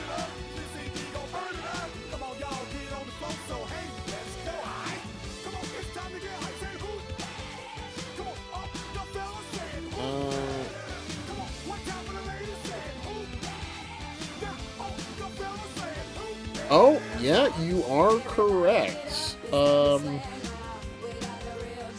Yeah, okay, so the... Oh, okay, so the PC version is the whole thing plus, integrate. That's interesting, and that... I hope that doesn't mean that the PC version requires you to play the whole stupid thing again. Because I love that game, and I'm not playing that game again just to play Integrate. I played it all on the PS4. I only bought it on PC for Integrate. I can skip to the Yuffie DLC immediately? Good. Because that game is long, and I loved it, but I'm like, I don't want to play through it again just to get to that. I'm actually having that problem right now for Xenoblade Chronicles X, because I adore that game, but like when you get it on Switch, the new remaster, of course you have to play through the whole game again just to get through the epilogue, because the game ends on the original game ended on a cliffhanger, and I'm kind of like, I adore this game, but man, I do not want to play through this entire like thing again, especially considering that like I put like 200 hours into the first game. I don't have that kind of time. Not anymore. Played it last night, so it's fresh? Okay. Yeah, like, I wish, for Xenoblade Chronicles X, I could literally just, like, either load my old save, or, like, just skip to the new stuff, because I'm just like, yeah, it's like, I'm interested in how this story ends, but, like, do I have to play through this entire thing again? That's, like, the only reason I haven't gotten through that game, despite how excited I was for it. Oh, the original Xenoblade Chronicles, I loved that game so much. I played that for hours on end.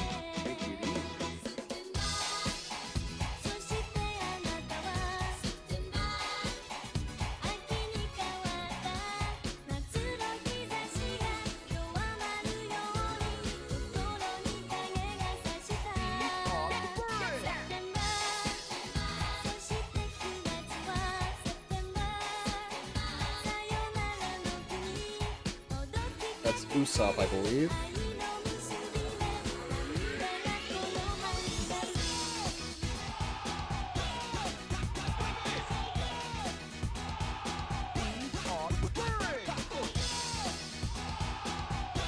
I need to actually get into One Piece.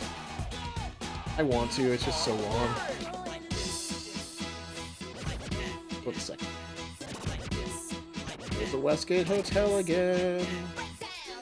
Gigantic thing. It feels so larger than life, and it actually is. One Piece scares you? One Piece is actually enjoyable. We actually started watching it last year a little bit. It's enjoyable. I actually do enjoy like watching it and stuff. I'm not sure if I enjoy reading it. That's the only problem. I find that from a comic design perspective, I have issues with how a lot of One Piece is presented in comic format. It's way too much going on. It's not saying it's bad, it's just that there's way too much going on, and then there's like, sometimes it's very unclear who is speaking because so much is happening, and then also every arc seems to introduce like 50 or so new characters, and it's hard to keep track of them, especially if they have similar designs to anybody else who's ever been introduced in One Piece. And it's also hard to keep track of them too. Like, I'll read several chapters and I'm just like, who the fuck is this? And they were introduced as like this, in like a big introductory section for like 20 chapters ago, and I don't remember them at all. But watching is fun. It's just, there's so much of it. The last I was on One Piece, it was like, we were on episode 30, and then we just kind of stopped. And this is like, I do want to get into it, because there is something that somebody said when I went to Otaku-thon, and that they said that you could wait for One Piece to be over and then look at it, but then the mystery of what the One Piece is going to be lost on. It's like, there's only so long you can stop reading, you can not read One Piece before the mystery is gone. And I do think that's true. So I do want to actually get into One Piece at some point very soon, because I know everybody's saying, like, oh, they're entering the second final-ish arc. I don't really know. They're going somewhere towards the end, and revelations are happening, and some of it's already been spoiled for me already, even though I don't really pay attention to One Piece. I was like, yeah, it's good to be in the moment whenever that story ends. No way you ever get through 10%? Like, honestly, no, it's actually not that hard. Like, the beginning of One Piece as a show is very slow.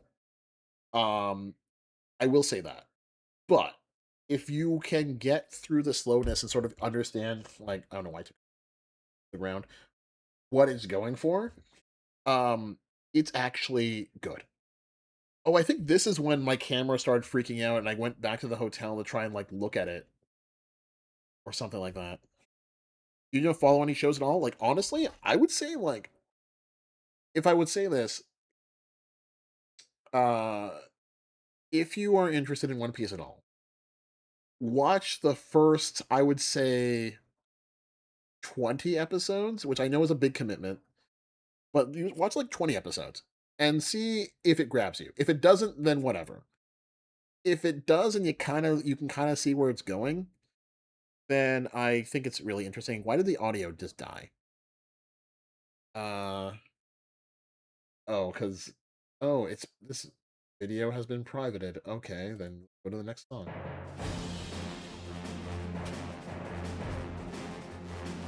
Give me 1 second.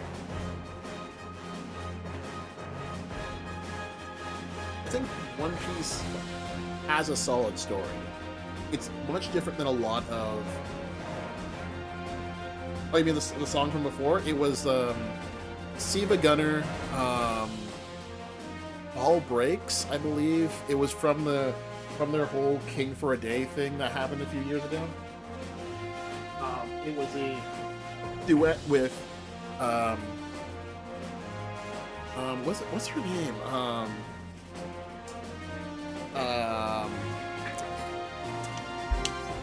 DJ Professor K and Mariya Takeuchi. It was a duet remix thing that with that music mixing event, which was really cool. I think that's what you're talking about. And then this is Tables Turned from The Wonderful 101, which is one of my favorite games. And of course, nobody knows about it.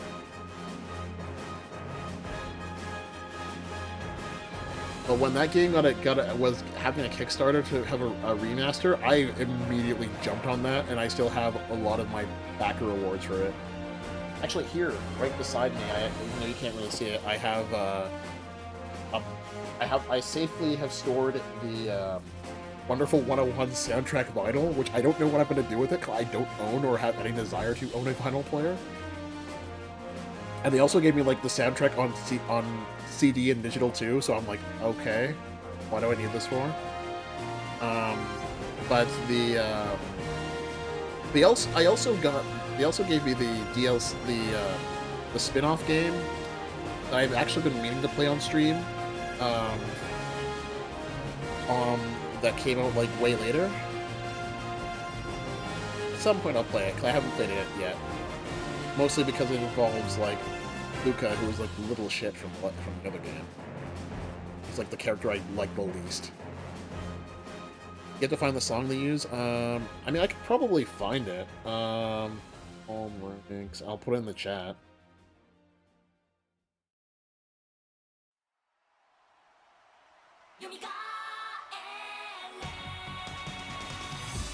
I think this is it.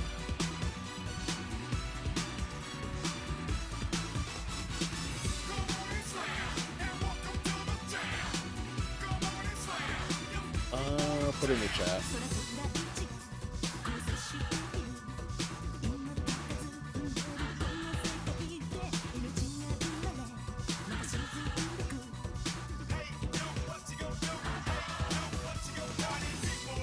This is another phone photo.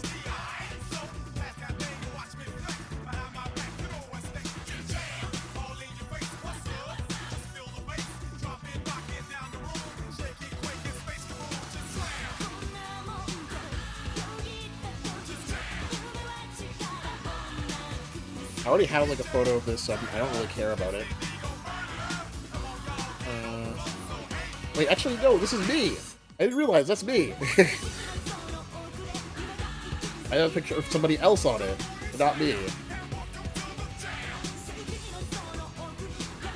I didn't recognize that. So now I immediately want to care about it.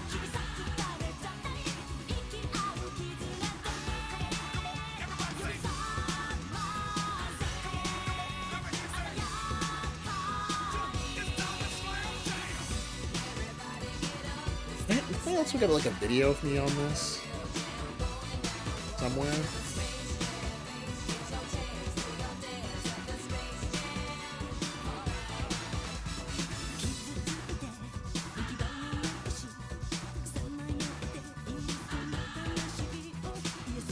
Oh, you mean the song that it was made up of? Yeah, like the description will say it.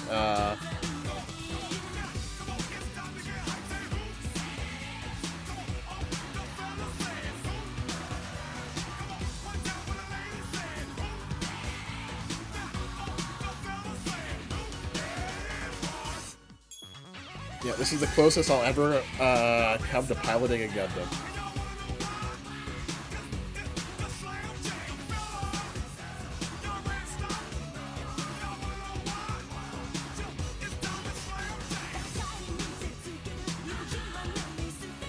That's the one unfortunate thing with doing a photographer, is that you have precious little photos of yourself. You're always taking somebody else's photos, but you don't have photos of yourself doing anything.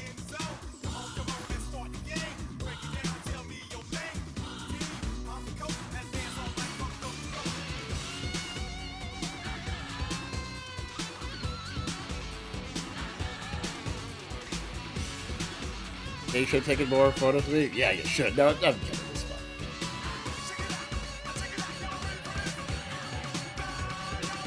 It's fine. It's good to have photos, but I'm not really like... I'm not really much of a photo guy. Like, I'll take photos of me doing stuff and take photos of other people, but I don't really take photos of myself. I take way more photos of my actual work than I take of myself.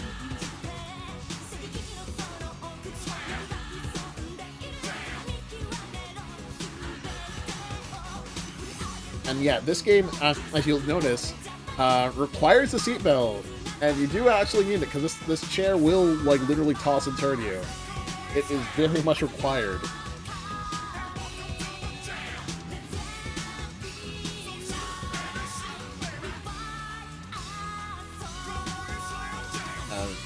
We'll take not really do much for it.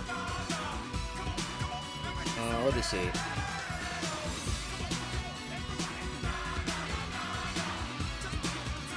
How many photos have we gone through yet so far?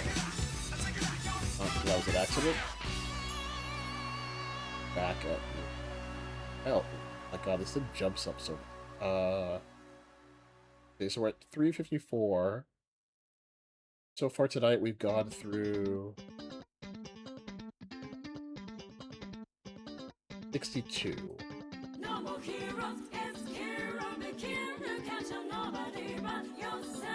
I'm gonna auto that because whatever. I'm pretty sure I have another photo of it somewhere in here.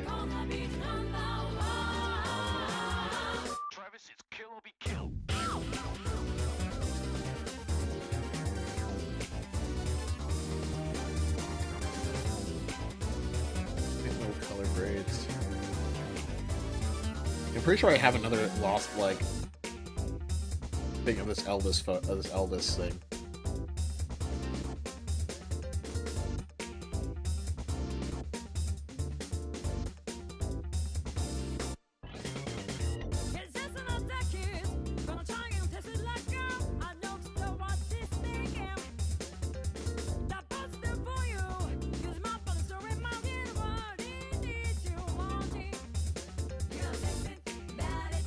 This is a Kimberly cosplay, and our comics, I know you play Kimberly, so... And actually, this thing is, like, there was a, This one was the most in focus. This one also looks nice. Yeah, so there was a Kimberly cosplayer I saw on Twitter when we were at EVO, and I was like, that Kimberly cosplay looks amazing. I'm gonna take a photo of her whenever I run into her, and I never ran into her. And I can't remember her actual name, but I ended up following her on Twitter, and her cosplay is still amazing. And I think she won an award for it. It was not this Kimberly, because this was like, she was in the blue hair afro. I think it was based on one of the skins. And it was really good. This Kimberly's good, but it's just like that other one was, I was trying to find that one on the show floor, and I never found it. At least I got this Kimberly.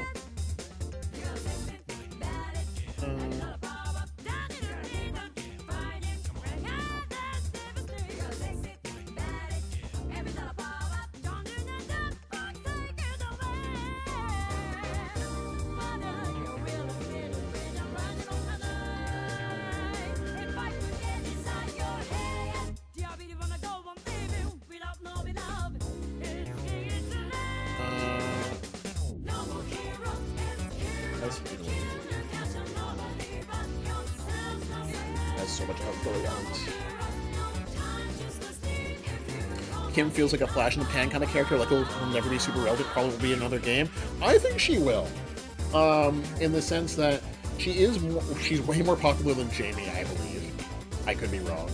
Of all the newcomer, like, starter characters. This one is definitely better. But, like, I feel Lily will probably be a flash in the pan character, but I think, like, Kimberly is kind of like a legacy character, because, like, she's sort of, she's trained by Guy, I believe, right? And the thing is, though, like, her relevance is going to extend depending on, like, is Street Fighter 7 going to be a continuation of Street Fighter 6, or is it going to go back in time again? Because, remember, there was Street Fighter 2, and then there was Street Fighter 3, which took place way in the future, and then Street Fighter 4 and 5 took place before Street Fighter 3, and then Street Fighter 6 continues after Street Fighter 3. So her relevance is going to come down to, is Street Fighter 7 continue Street Fighter 6 or not? Which is going to be weird, because they're getting to the point where if they continue too much, like, Ryu is going to be an old man, and so is Chun-Li and everybody else. She's got to be more popular than Lily and Jamie, sure. Yeah, I own Kimberly's amiibo. Like, I love her design.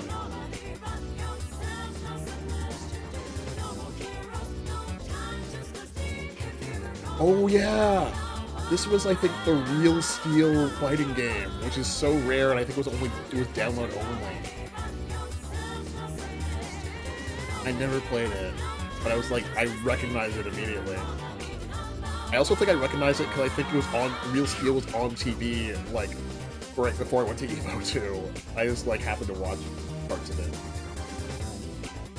I was like, oh yeah, wasn't there a fighting game around that? And sure enough. Apparently, like, everybody said it was bad. But I don't know.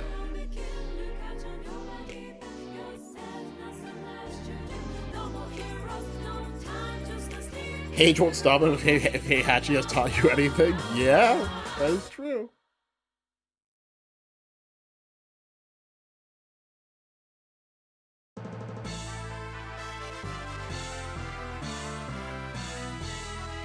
I'm not going to be streaming for too much longer because I have a lot of stuff to do tomorrow. But keep going and see how much we can get. Oh, another 8-beats VGM theme with Strider.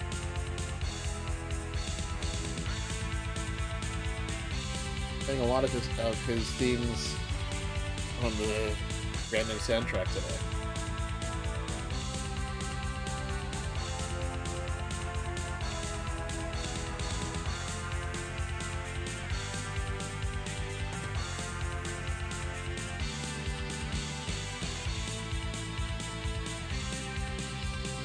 I take a lot of these photos of these booths because of my extreme obsession with exhibit design and how people arrange a space. and then use inspiration for my own. How to make this EVO merch look interesting. But I'm not sure if this. I can't remember if this is EVO merch or if this is like. Yeah, it is EVO merch because there's price tags. Because it could have just been displays of.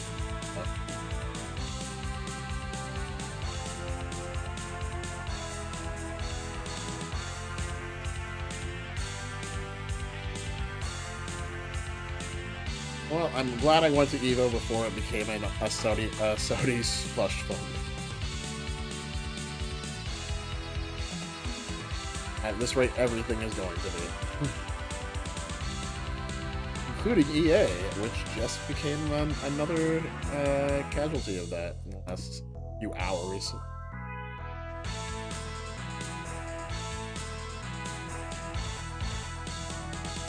Yeah, that's what I was saying. Yeah, like it's EA time.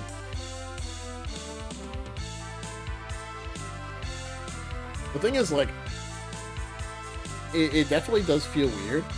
I don't really think that the whole boycott of thing just because it's connected to the Saudis is necessarily a horrid thing. Of course, there's the human rights abuses and all that other stuff.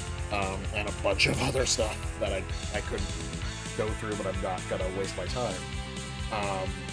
But it's just like, at the end of the day, it's money and influence, and could things have... It's the same thing of, you know, whether it's they bought something or another company buys another company, even though this one's different because it's state-sponsored. But it's just still like, there should be laws against that sort of thing.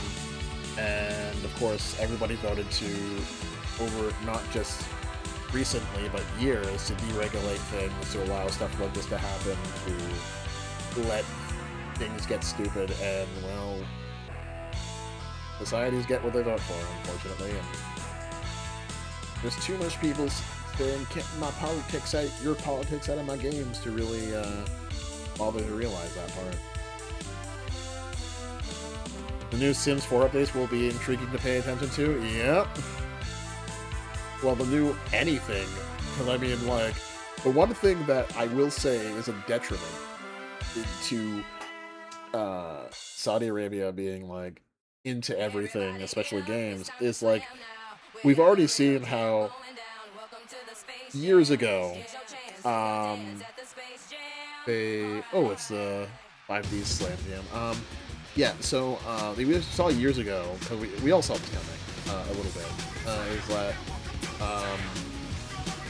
when they put a controlling stick in SNK, and they, with the new Fatal Fury, was just like, oh yeah, we're going to put Cristiano Ronaldo in here, because he's like a big thing in Saudi Arabia, and he coaches our football team. Oh, we're going to put that weird DJ because our crown prince really loves that guy, and he's just like, why? Like, that's when it starts getting weird. But at the end of the day, it's power and politics, and people should have seen this coming. Not necessarily this, but stupid love stuff like this. So I actually did buy Fatal Fury recently. I have not really played through it. I went through only the tutorial. And at some point I'm going to play it and, like, see just how stupid it is to put Cristiano Ronaldo in the game, or I can't remember that DJ. And I still remember when that was announced, I'm just like, I'm sorry, what? Like, when the DJ was announced, like, who is it? Who is this dude?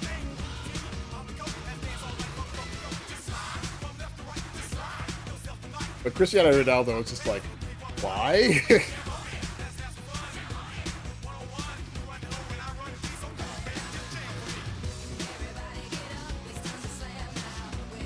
This was actually really cool, this apparatus you have to, like, play this racing game.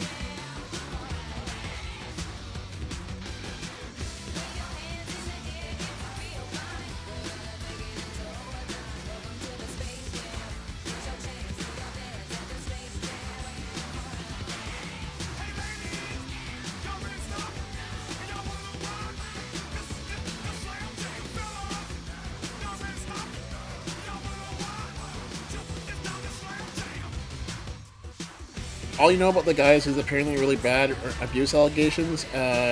It's actually not even abuse; it's like rapist allegations, which makes it even more kind of sus.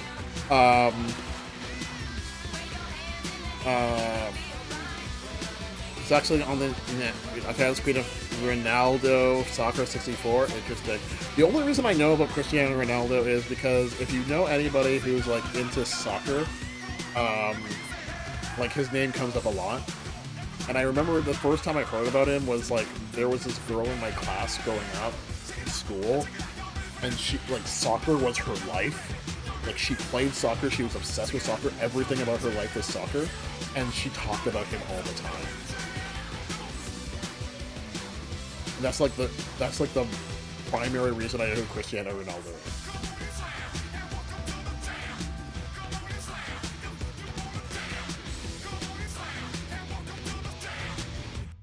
So I knew who he was. I didn't know about the allegations until like after he was announced for that game, though.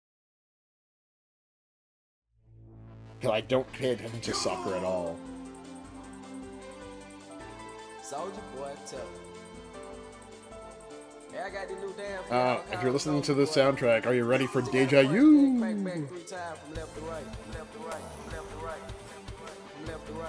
This looks, just from this angle, this actually looks way cooler, actually. But yeah, apparently, like, there's some allegations he may or may not have raped somebody, which makes the connotations of that, especially brand-wise, a bit concerning. And how nobody saw this coming, I don't understand, because it was apparently pretty well publicized if you pay attention to, like, sports players. I didn't, but it's like, the fact that I was able to, like, find that allegation, and apparently it went to trial, and they settled out of court, I think, but it's just like, that's something that was like, wow, it took me like 2 seconds to find that. And now it's associated with a fighting game, and it's like,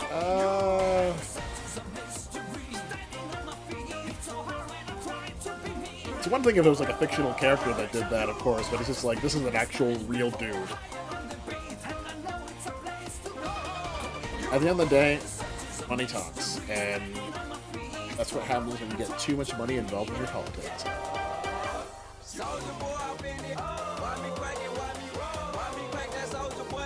It is kind of concerning. It's like you wonder what Saudi Arabia is going to dip their hands in next, because all about power and influence. China understands that. Saudi Arabia understands that. The U.S. has been stupid about it and refused to even understand that. Partly because they bought the government already. Plus, everybody else had bought the government already. And the people were just like, yeah, let's put the rich idiot in charge and let him get like guided by everybody else and screw everything else up. I'm not going to get into what I mean by that, because that could be a lot of things.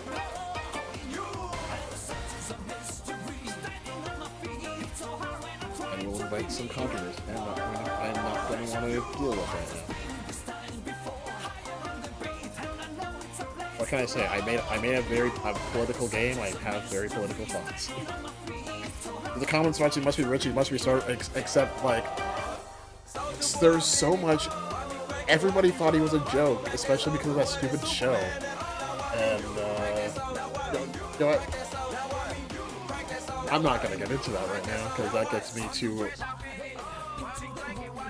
I'm not gonna get into that right now, because there's so much about the subject we're not going to speak of that makes me frustrated beyond belief, and I'm not going to get into that right now. I want to enjoy myself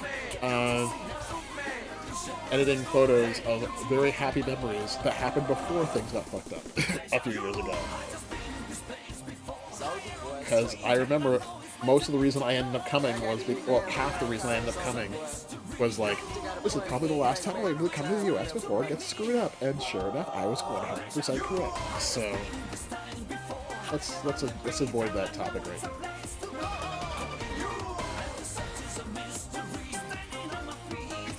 But man, I have words. Maybe I will say them when I'm in the better mood.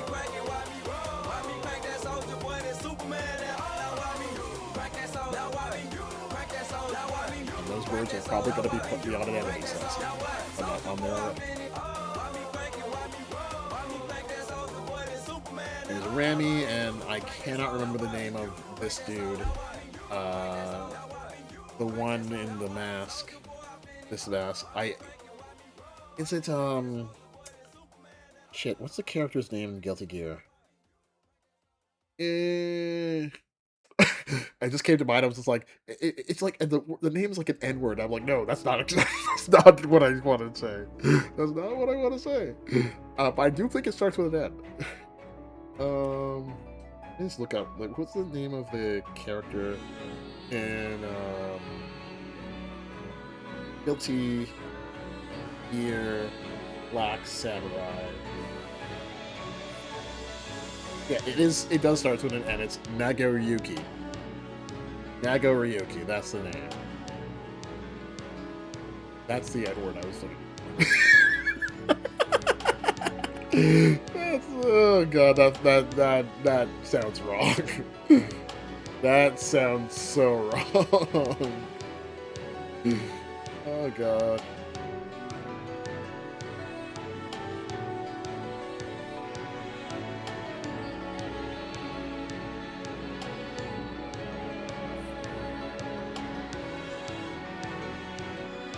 Got a funny review you saw on Steam? A negative review of Mountain Blade Bannerlord guy with a guy with 1,000 hours in it. Oh, he got banned for using slurs? Yeah. If you do that, then, you know, people will ban you. The solution to that is just don't do it.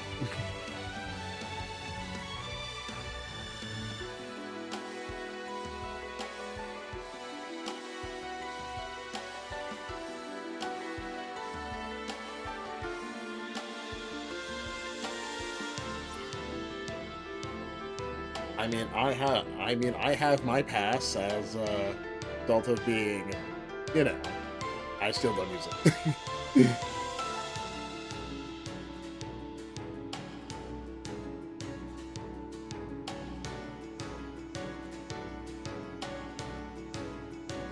Anyway, Nagoriyuki, that's the word we're looking for.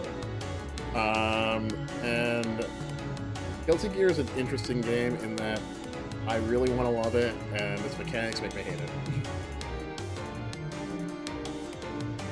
One day I will get an understanding of how Guilty Gear works and actually have fun with it. I love the character designs, especially Ramethal here on the right. That's my favorite character in the game, but I can't. I own Strive, and a few of the other Guilty Gears, but I just cannot get into. I need like some fighting game, like master in Tekken and Guilty Gear to actually like introduce me to those games. Actually, wait a second. Yeah, the shadows were off. So if I go back, because yeah, the shadows were off on this one too. If I like go and like mess with the shadow calibration. Oh, I can't. Oh, because it's a. Oh wow, it doesn't even let me. Can't mess with shadows. Interesting. Is it an iPhone photo? Interesting. Okay, we'll go back to where I was.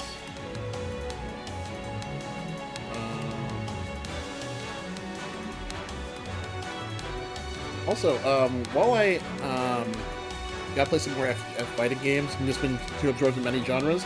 Oh man, if you, I could recommend some to you. I have played too many fighting games. But that being said, I'm not seeing an error, and my stream's not been doing that weird thing it's been doing for the last few photo streams.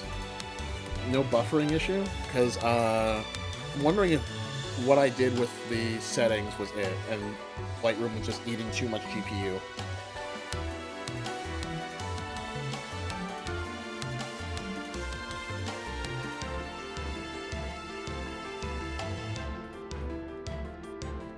I think the second one probably is a little bit more in focus, maybe? Actually, no, I think the first one is a bit... I don't know, I feel like the Ramlethal cosplayer is a bit more in focus in the first one, or in the second one, but I think overall the focus has been...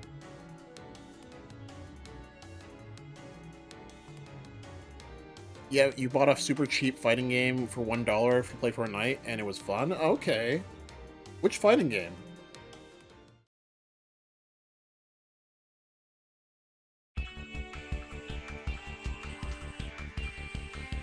There's another Guilty Gear Eno cosplayer. EX Fighting Lair. Oh yeah, I've been meaning to play that actually. I do want to play that game.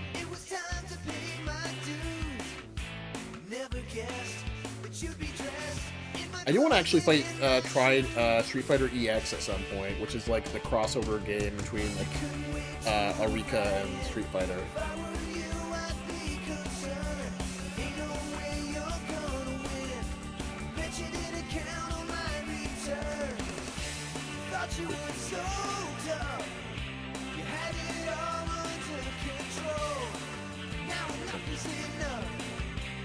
Speaking of which, speaking of fighting games, I'm not going to say what it is, but I am apparently going to be in a fighting game later this year, as are the voices of several characters, and I recorded those a few months ago. I don't know when it's coming out, but it is a fighting game.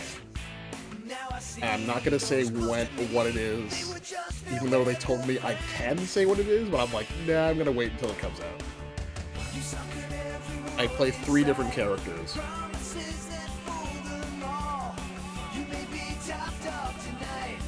It was a very fun recording session doing it. And I got to, like, the interesting thing is that I got to, like, have a little bit of influence in how the character was.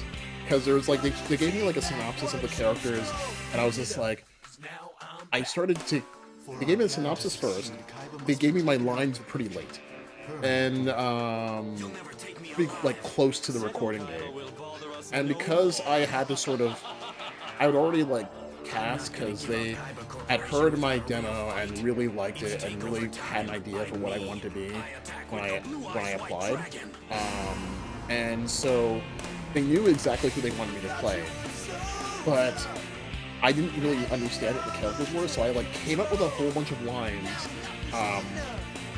before the recording sessions, practiced them, tried to get in character, and they actually did accept some of them. Apparently I misinterpreted how a character, they had imagined one of their characters, and of course it's their character, they had final say. But there was some stuff that I, like, some lines that I did, and then some that I came up with on, like, literally on the spot during the recording sessions, and they're like, oh yeah, I really like that, let's go with that. So it was a really fun session. I'm really interested in, I have not played the game yet. I'm hoping they give me a free copy when it comes out. Apparently I play 3 playable characters, and one of them is, like, one of the major villains.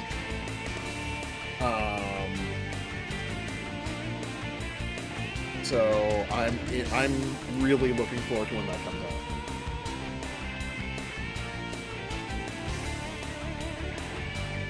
Will it be at EVO next year? Who knows? But that would be cool.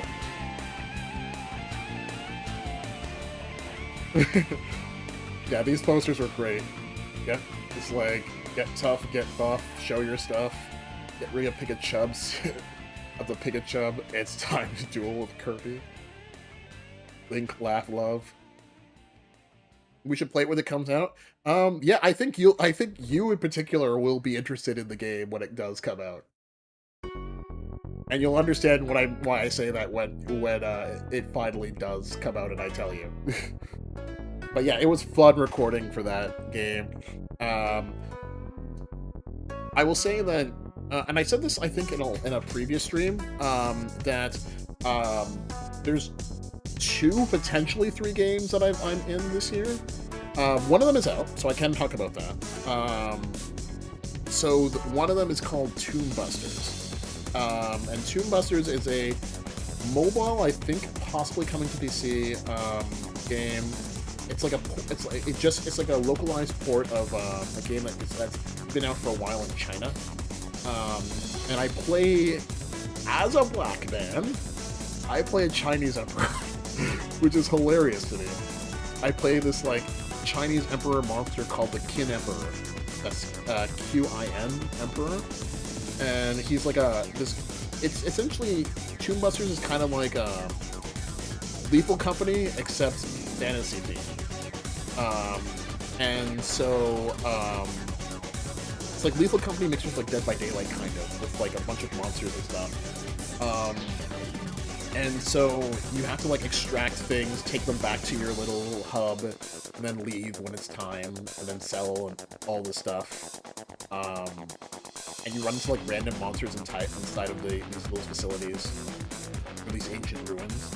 And I think my character, the Qin Emperor, he's like don't quote me on this because I barely played the game, and I didn't even know it came out until recently.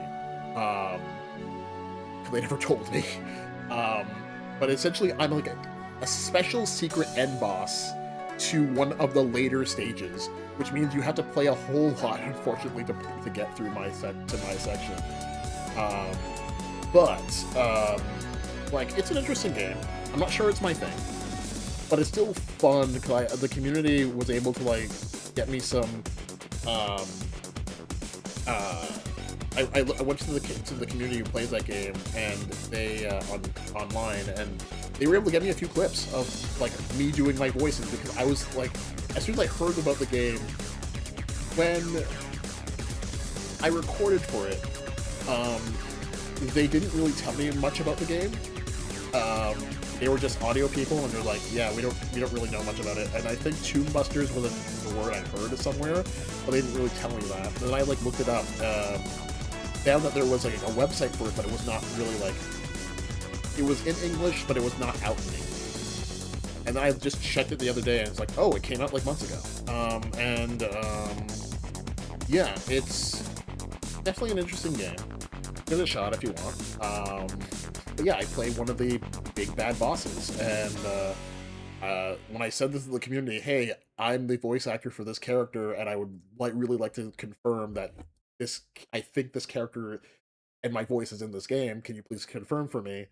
And they were really helpful, and like a lot of the players were just like, oh, I really loved you doing that voice, you're really good. It was really good. I'm like, thank you. And they sent me some clips of like and I could hear my voice unless like Neil and like a bunch of other lines that I recorded. It was really cool. And there's another game that I recorded with the same team on another session, and I have zero clue what it is. And they still can't tell me what it is for some odd reason. It was like they didn't show me any footage.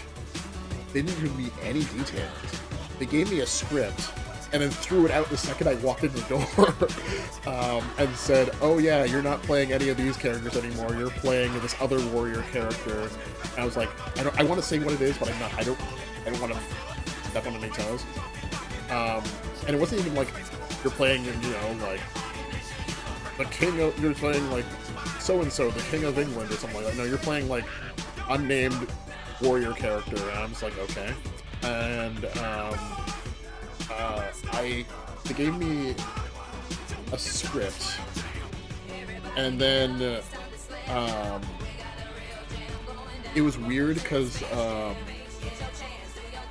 it was a certain accent they wanted me to put on, and understand that they had been telling me to prepare for like a Norse accent and a few other accents before I had walked into the game, like when they sent me the script in advance.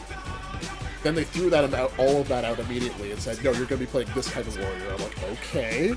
And I was like, how? And they just wanted me to have a certain accent. I'm like, looking at myself, I'm like, what the hell is even that accent? And so I spent like waiting for them to record, for them to be ready to record, like frantically looking up like that accent on YouTube. I had no clue what to do. And then they're like, okay, we want you to try this type of accent. And then they played, they're like, I was like, okay, could you give me an example of what that accent actually sounds like? They're like, sure. I waited a few minutes in the recording booth, and I had headphones on so I can hear them. And they're like, okay, and I'm going to give you some clips, and this is what we want you to sound like. And I listened to about the clips for about a minute and a half, and then they stopped them. And then I was just like, and then the guy on the other end was like, wait a second, these all sound like British accents. I'm like, yep. And it's like, it was a certain type of European accent they want me to go for. But all the examples they gave me were British. And it was really awkward. They're like, okay, we're... So I tried a few accents for some lines.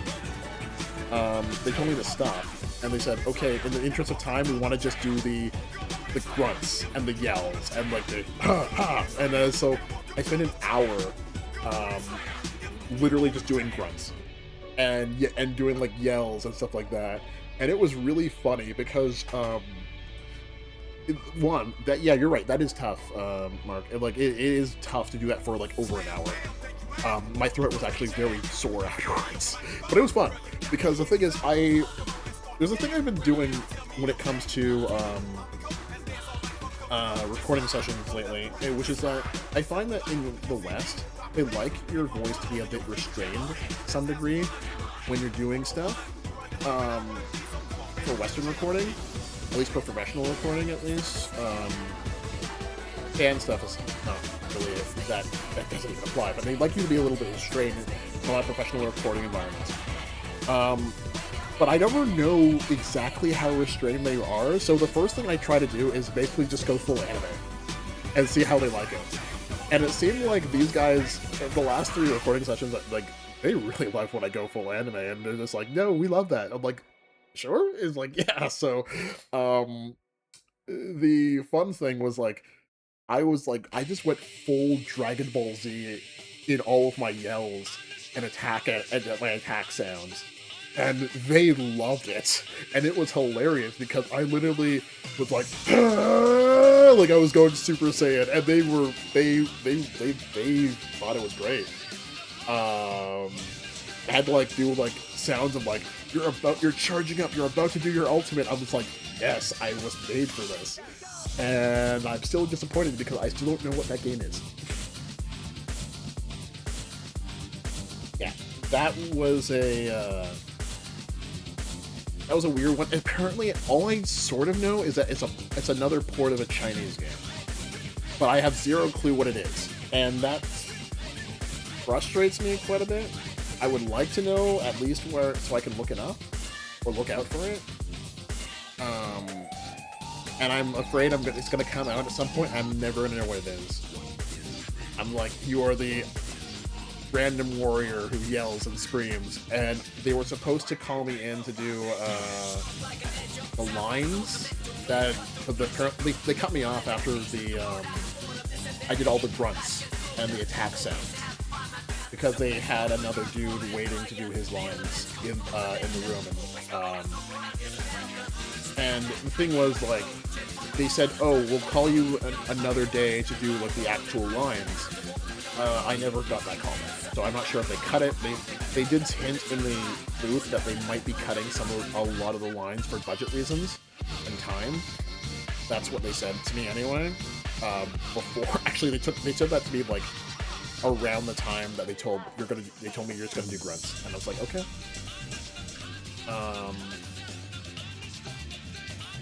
So honestly, it sounds like they had an idea, scrapped it, then came up with a new idea, and then I guess because of cultural dissonance, they didn't really realize what they wanted. Because again, they told me that I need to be like, I had to have like a British accent, a Norse accent, and another accent going in, and I had practiced all weekend for that. Come in, they said you're not doing any of that anymore, and you're doing something else, and had to completely come up on the fly with what the hell they're talking about. So it did sound like they were kind of confused themselves.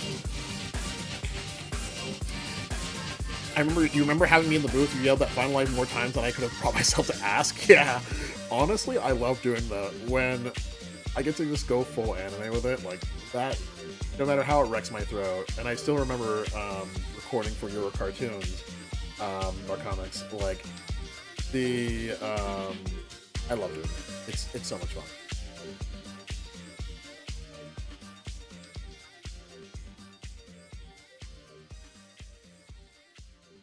Recording is a lot of fun. I wish I got to do it more.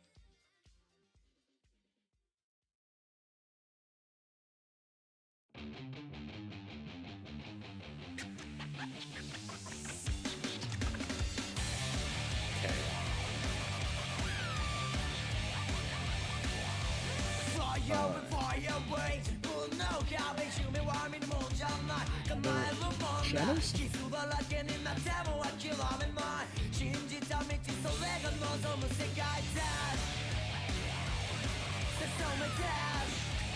Oh, the temperature. One second.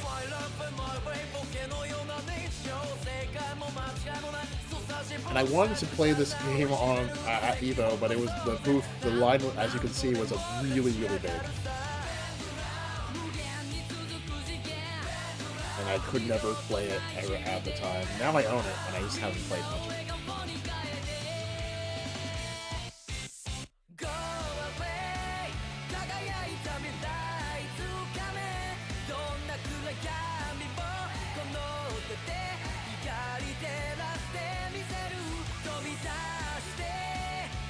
But I will say, getting into that booth for that weird game, I have no clue what it is yet. And just literally having them go like, the directors letting me go like full Dragon Ball Z charging sound, go for as long as I possibly could, and that was hilariously fun.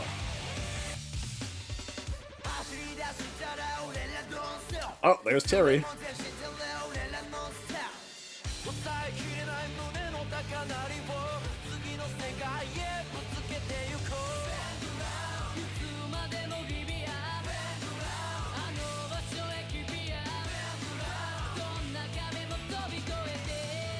Terry right beside the Fatal Few.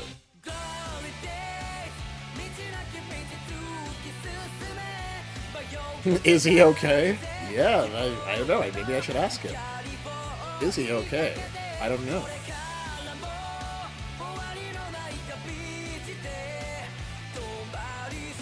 I should ask him, is he okay? Then he might bust a wolf.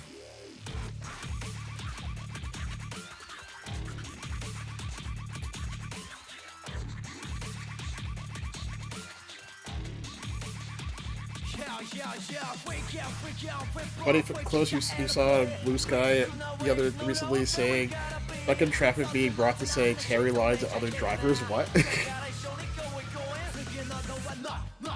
Did he ask them, are they okay?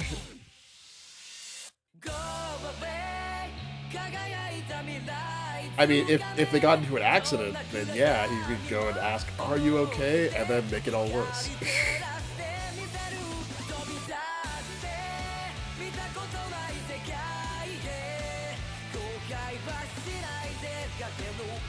Just imagine the guy yelling in broken English at idiots on the road.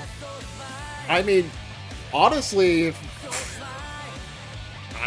that sounds like a typical driving day of people shouting broken English on the road. That sounds like a typical day of driving. People do that enough now. The question is, do they bust your wolf?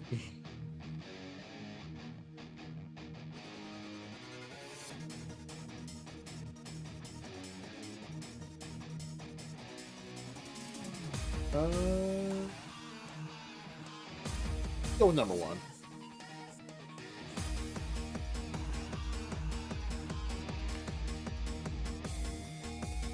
Do you like my car? That's what you should. That's what that person should go on the road and say. Do you like my car?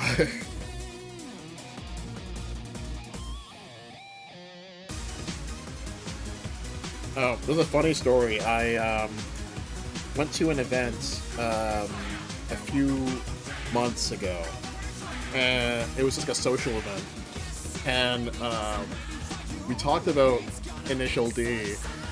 I was talking to Initial D with this one dude, and it was hilarious because like he was like, "Oh, I love the soundtrack," and yet like talking about like racing anime, and he said he likes Initial D, and he's like, "I love the Initial D soundtrack," and I was like, I told him that one. That there is that any song can be remixed with the Space Jam soundtrack, with the Space Jam's theme song, for one. And two, I told him because of this, there's an entire video called 30 Minutes of Euroslam, which is the Initial D soundtrack, and 30 minutes of just Slam Jam remixes straight with it. And he's like, oh man, he was like, oh really? Oh man, that's amazing. I'm gonna go listen to that in my car while I'm driving. I was kind of horrified when he said that. I'm like, oh no, am I responsible for like his next accident? I was like, oh no. Because this is weird music to listen to if you're in a car. If you're driving in a car, I listen irresponsible driving music. You know, I like real talk. While driving, I have like much like this stream. I have my car, or I have the car like set up to like play random music, and when I rent cars. And the thing was that there's two instances. One where music like a Slam Jam remix of Initial D song came up, and it might have been this one. And also when the Afterburners theme from Bayonetta shows up while I'm driving.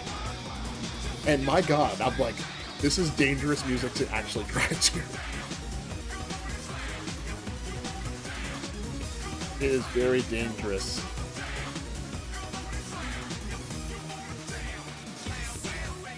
Just like these dangerous Reina and Panda cosplayers.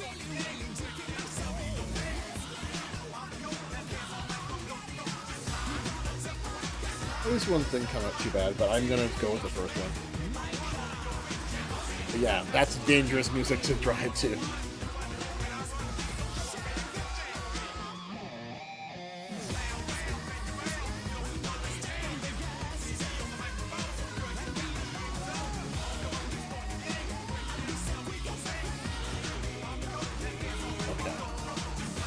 Oh yeah, yeah. I remember my friend Alex is the guy, the groom for this trip. He is a big Zangief main, so I was like, I was honestly gonna buy him this as a joke, but it was sold out. I remember this.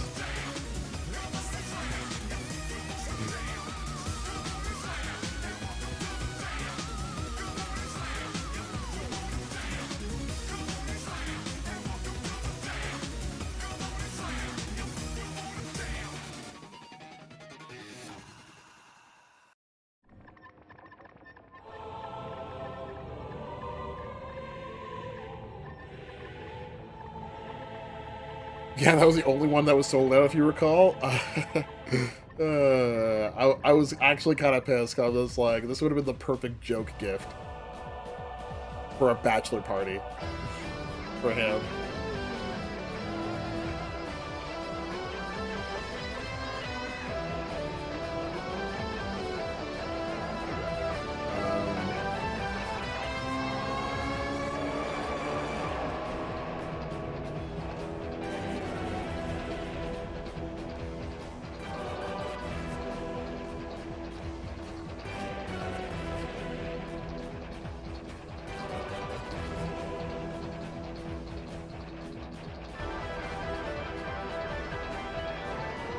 It's almost 1 o'clock, so I'm going to end it in a little bit. But yeah, it's too bad that they didn't have any more of these. I definitely would have bought it for him as a joke gift.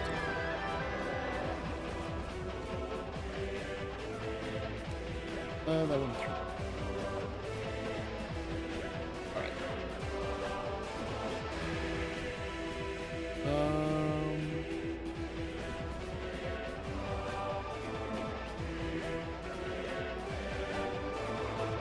People playing Nintendo fighting games.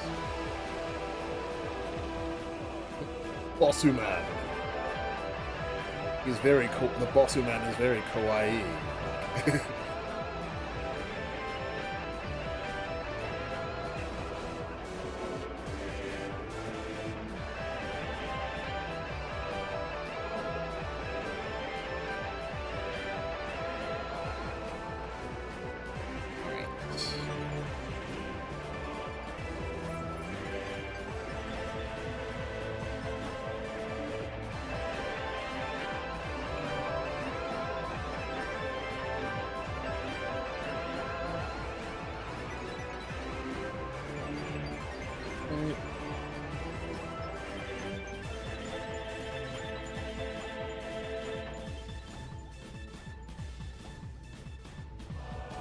We'll soon not. Probably copy. Oh, this is yeah, and these are people playing Gundam. You had to bring your own controller. So you see, yeah, my beloved Gundam Extreme Versus. And this is what I was talking about in a previous stream, about how this is an illegal hack of the Japanese arcade version. And for some odd reason, Bandai Namco is literally just right over here. And like their booth is like right down here, a little bit farther, maybe off screen. But it's just like they're literally down over here, and like I was waiting for like I'm just kind of like, is there gonna be like a cease and desist, because this is technically illegal? And it wasn't. It was there, and they were playing it. I'm like, okay. I played a few rounds. I brought my own controller.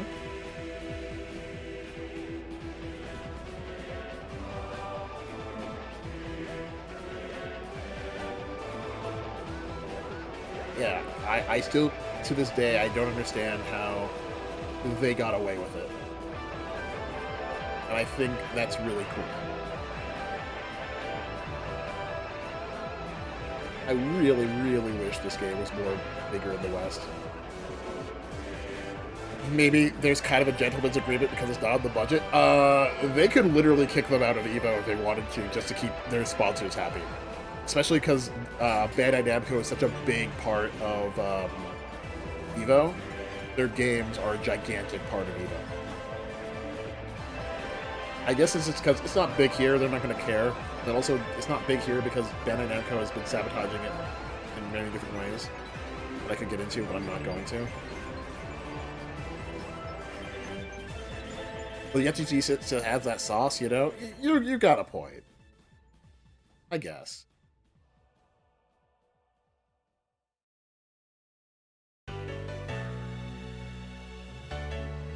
But man, I mean, it would be great if they brought that sauce to just to support this game in the West. I really wish they did.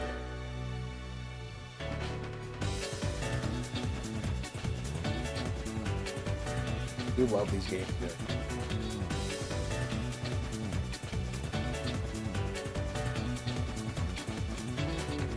Holy Pop, yes. So this was a weird thing. It was like a claw machine with these things in there, and you got something or something like that.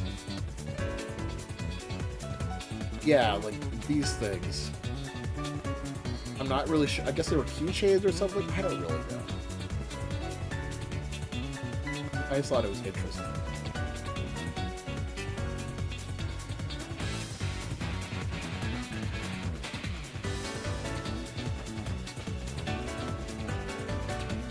I think I'm going to do these, yes, it's 1 o'clock now, so I'm going to do these photos and these photos of the Olipop, and then I'm going to call it done.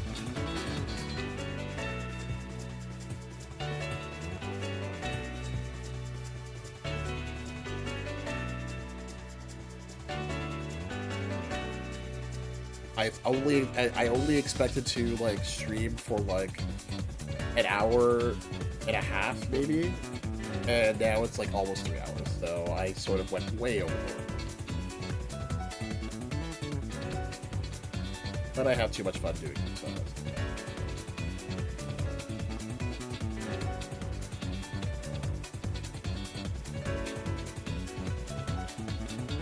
And reliving all these memories. This track is so good, maybe you should play colors. Okay, I will say this. If you're gonna play colors, track down the Wii version. The new Ultimate version is not great. I got it for free on PS Plus. It is not great, and there's a number of issues with it. But also, I will argue that, like, yeah, the remaster really did fumble it. You're right. That's what you heard correct. The remaster of Colors really fumbled it. I will say this as somebody who did actually play and finish through Sonic Colors, the original version on the Wii. Is Sonic Colors an actual good game? No. I don't think it's great. I do think the music is great. It has a lot of cool ideas. I don't think it's anywhere near the higher level of decent Sonic games. I think the original was like... I think the original is like at most a 7 out of 10. And that's the original version of it. Yeah, like I've always said, like I said, the Sonic traffic breakers amid everything else. I've always said if Sonic games were as good to play as their music was, they would get Game of the Year every single year. But that is not the case. Their music is always slaps. The original game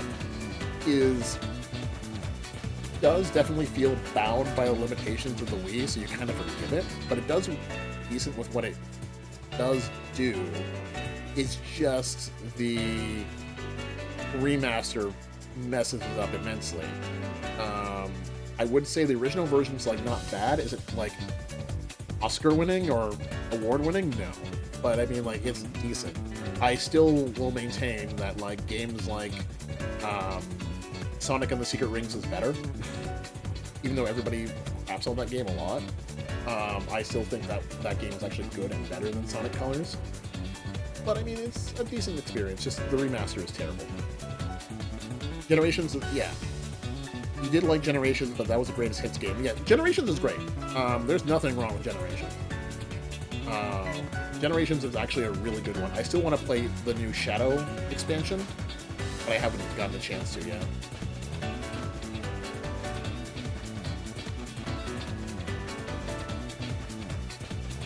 Actually, wait, should I like...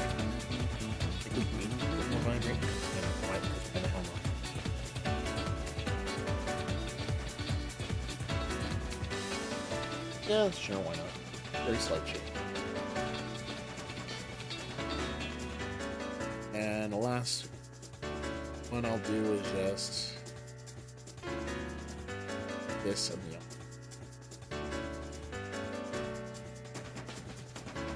If Secret Rings can play with a controller, maybe. Actually, I actually think that Secret Rings does really good for gameplay with motion controls. And I will fight anybody about that. I think it actually is a really good game. It is trapped in like sort of the experimental Wii phase, early Wii phase, but I still think like it did a really good job with what it did. And I really did enjoy that game. The only thing I hated was Jason Griffith's voice as Sonic. I'm no disrespect to the actor, I am not a Jason Griffith fan in terms of Sonic voices. The 4 kids' voices were just not it for me. Except for Eggman. But yeah, like, Secret Rings, playing it with the motion controls is actually a really good experience. I would recommend playing that game with the original control scheme. It really does bring a lot to that game.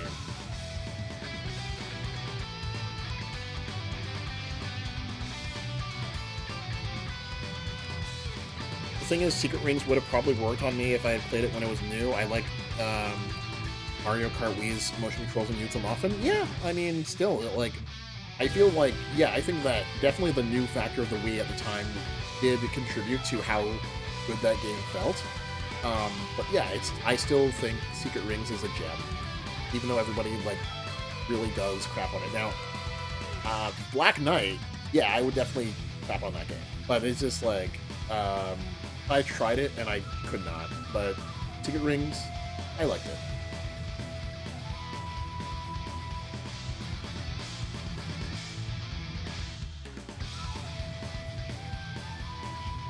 Apparently there was supposed to be like a storybook trilogy of Sonic games, with first with Secret Rings and Black Knight, and then I guess Black Knight did not sell, and so they never did it, and also was like they reviewed terribly. Although I do wonder what the third one would have been. Guy doing a PogChamp face right over here. Well, you can't really see it. Okay, so that's, I think I'm going to call it for now. It is getting late and I have stuff to do tomorrow. How many photos did we get through? 95. I do want to do another 5 and get to 100.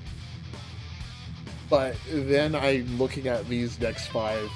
I have stories about them. So you know what? I'm going to exercise restraint, and we're going to save this for another stream.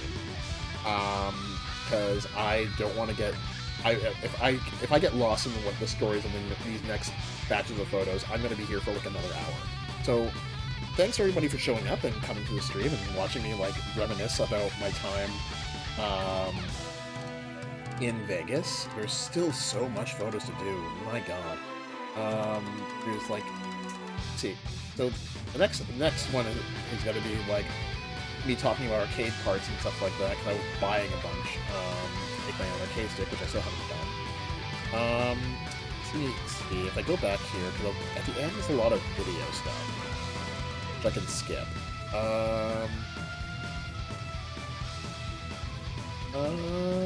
How far does the photo part go? Okay. So until I literally land,